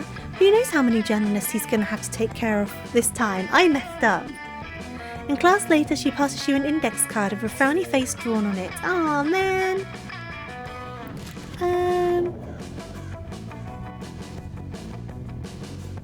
Because your personality shines through regardless. Aw, Beef, thank you. I think it's not... If I was to discuss it, it's not from a bureaucratic standpoint. It's more like a... I can't believe this has managed to become a thing. I'm really appreciative of you. Thank you so much. More kind of thing. But I don't know. I just might not even bring it up, to be honest. I think she's going to reject us again, but we'll give it a go. I think she's going to turn us down. You finally pluck up your courage to ask your beloved to go to Munster Prom with you. Oh, are you really asking me to the Munster Prom? How chivalrous and brave of you. Yes, I accept your proposal. We win! We got her this time. As is customary on prom night, I'll be waiting for you at the Sea Dragon's Cave. You should rescue me so we can attend Munster Prom. It'll be delightful. Love conquers all. Ah, look at us. Prom night was beautiful. She did call us ugly earlier. At several points in the evening, people broke into song, singing about what a magical night it was for the two of you. Even some forest animals appeared to join in with the songs. You're quite sure Miranda's family paid for all those people to do that, but who cares? Still a magical night. We did it! We did it! We did the thing! Oh! I'm ignoring this. I'm just gonna ignore that one. I want to know who this one is. We've not seen them yet. You didn't have very good proms. My proms were pretty standard, I suppose, but in the UK proms aren't a big deal. They were still quite a new thing when I had prom. Those 3 weeks were maybe the most epic and absurd weeks of our lives. After the Munster Prom, we kept on living our lives, falling in love, battling for friendship, and learning about who we are and who we could be. And you know what? Like it always does, life happened, and it was wonderful.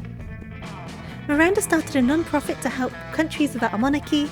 We did this before, so we can skip past that. We did do it! So we've read this bit already. Scott turned out to be a genius and became a mathematician. I will hydrate, thank you kindly.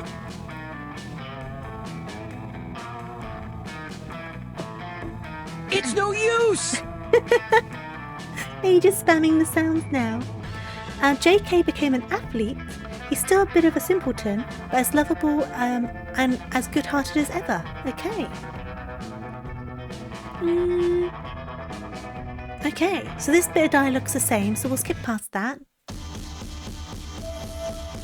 Posture check. Posture check, thank you kindly. Yeah, we do have the It's No Use. I put it in there when we started playing Sonic 06, which was probably a good shout, all things considered. But I still completed Sonic 06. No one can take that away from me. What are these images we've unlocked? Let's have a quick look. So we've unlocked this date night picture. Oh, that's quite funny. That's a cute one. These are endings. So that's like the bad ending when she's like, ooh! And that's the good ending. But there's obviously other ending pictures as well. Sunless skies, I would definitely give it a look. Then we've got a bunch of Polaroids. So we've got this one. I like this picture a lot. Look at these two in the background. Aren't they adorable? This matches up well. The energy's good in this picture. And then we've got some more parties. Silverware. Damien's very happy with this one.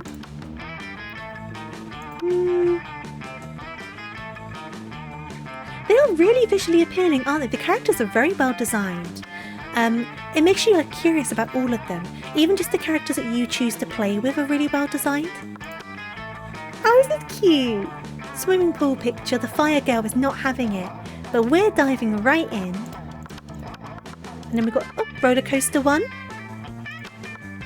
And then the dodgeball. And this must be from stage prop. Cost $15.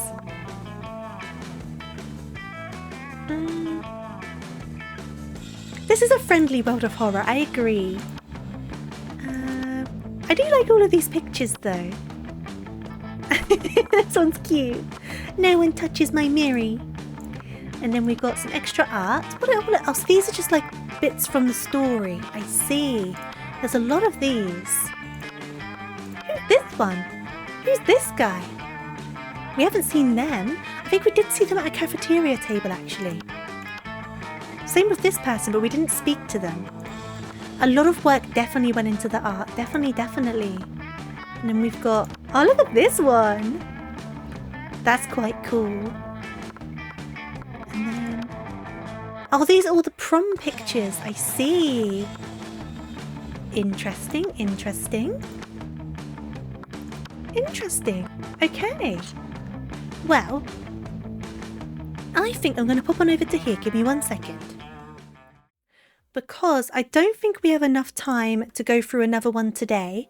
But I will definitely keep this game in mind. Because it'll be an easy one to come to in the future. Even if it's just for a short play or a long play. Because it looks like there is so much to do in it.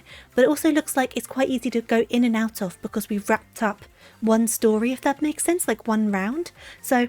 we'll definitely come back to this in the future in some capacity and we'll try and finally woo Scott. We'll try to woo some of the others and we'll see how we manage. But we have wooed Miranda. So success. We've successfully wooed Miranda. But for now, I should see who's around. Who is around? Oh, Jamie's around. We've not been able to say hello to them for a long while. Maybe we should say hello to them. How long have they been going for? Not that long. We'll say hello to these guys. And they're doing a fundraiser for cancer research as well. So let's doubly say hello to these guys.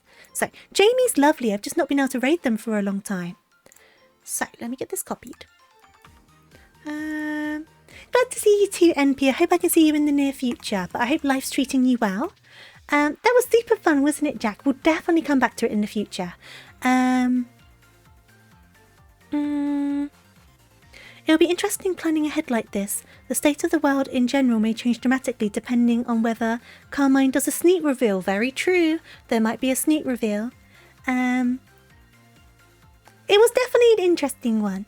I think it definitely gave a different energy. It's a good thing the Safe for Work tag wasn't in my tags, because that would have been interesting. But like I say, it'd be really good to come back to this on a one-off every so often, during a longer stream, or even just another full stream, I don't know. But for now, next stream is on Thursday with the Pokemon DLC, because obviously that's out on Thursday. So at 7 PM GMT, we're going to be doing Pokemon. I do hope I can see you then.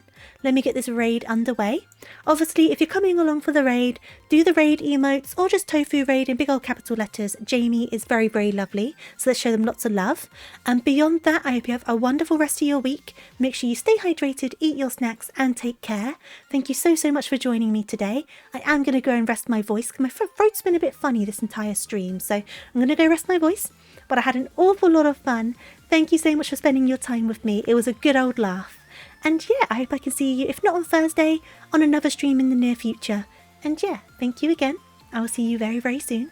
Have a wonderful rest of your day, regardless of what time it is for you. And be sure to take care. See you later. Have a good one. Toodaloo. Night, night.